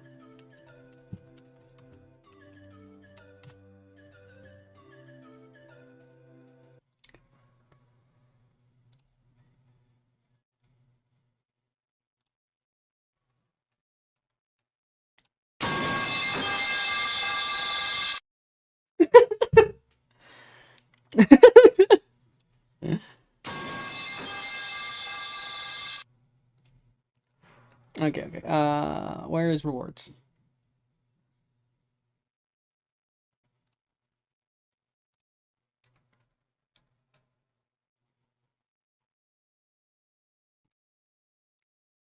Doesn't work? Okay, let's see.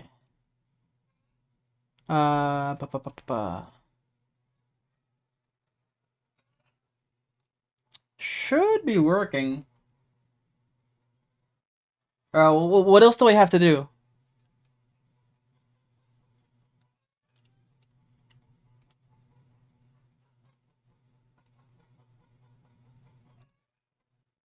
Yeah, it's here.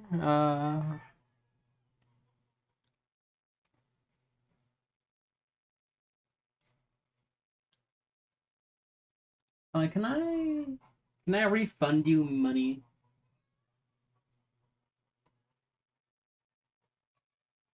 Oh, the source? Okay, ba, ba, ba, ba, ba, ba. Where do I?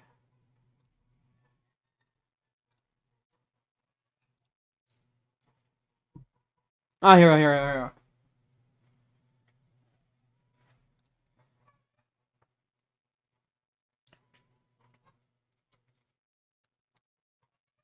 Be this.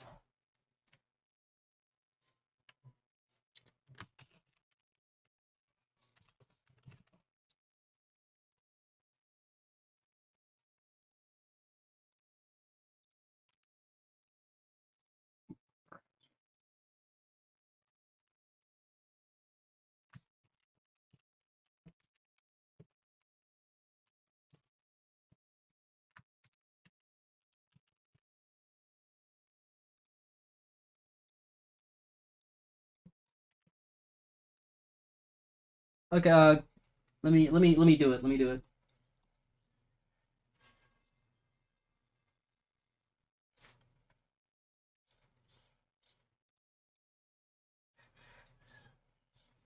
Hold on. Ba, ba, ba, ba.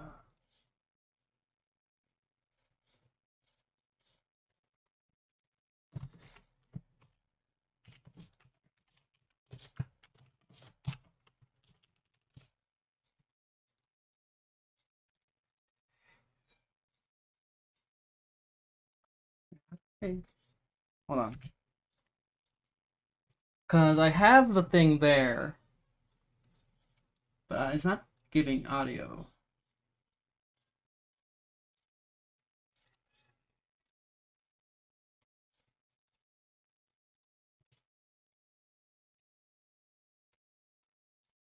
The audio capture output? No, that's just gonna capture a thing.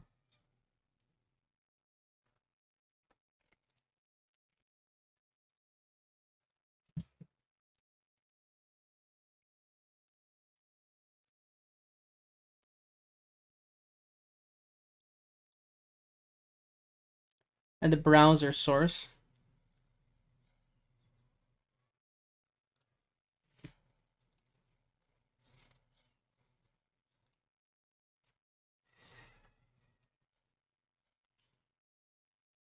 Yeah, I did.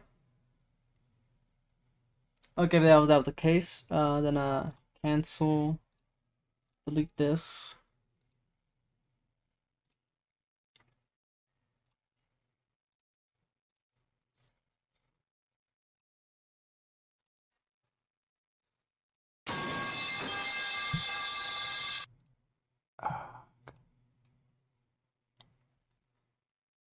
Yeah, create on its own. Okay, yeah.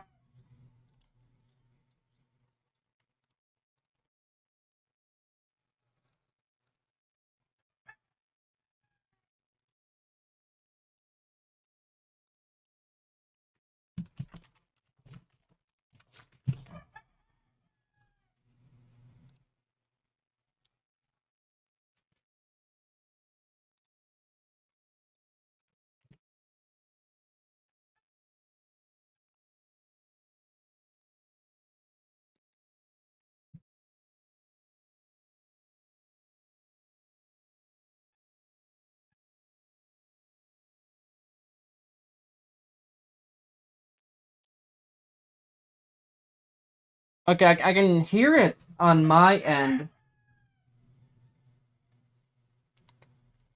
but like it's not coming through on the OBS.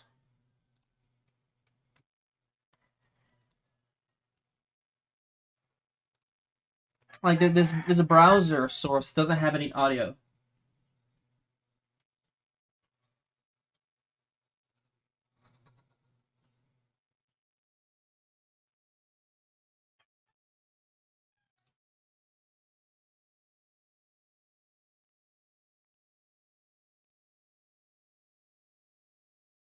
Okay, control audio by OBS. There we go. There we go. There we go.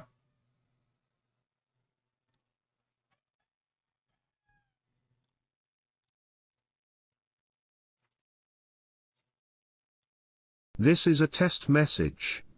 The voice is probably not the same, but that's because this is just a demo. Okay. Do you guys heard it?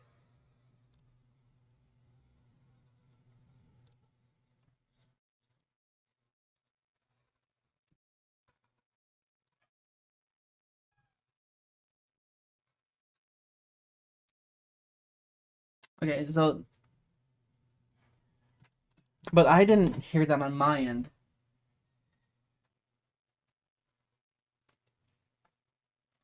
Let me see. Oh, it's not even an available reward.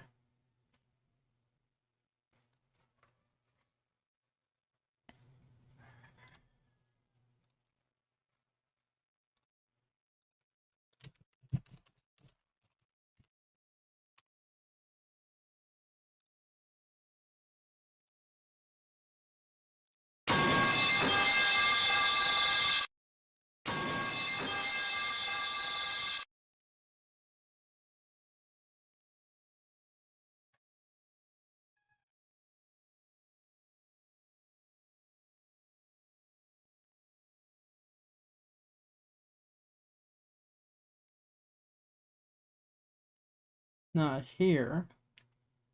Install on Twitch. Configure.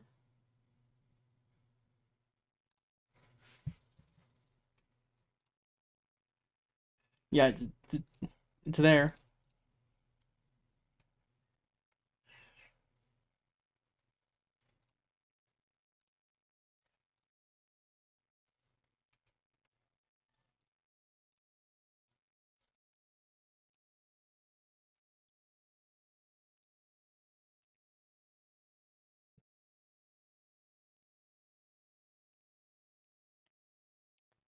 Oh,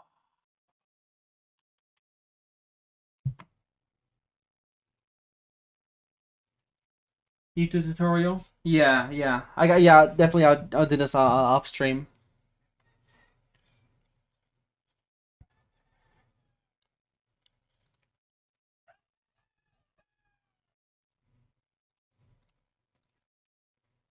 Yeah, yeah. Once I get it working, it'll be real useful. Mm-hmm.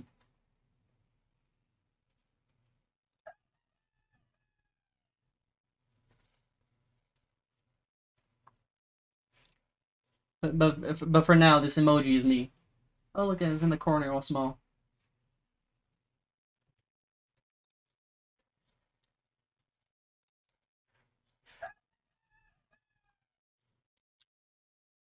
Yeah, look at these emotes. Does it?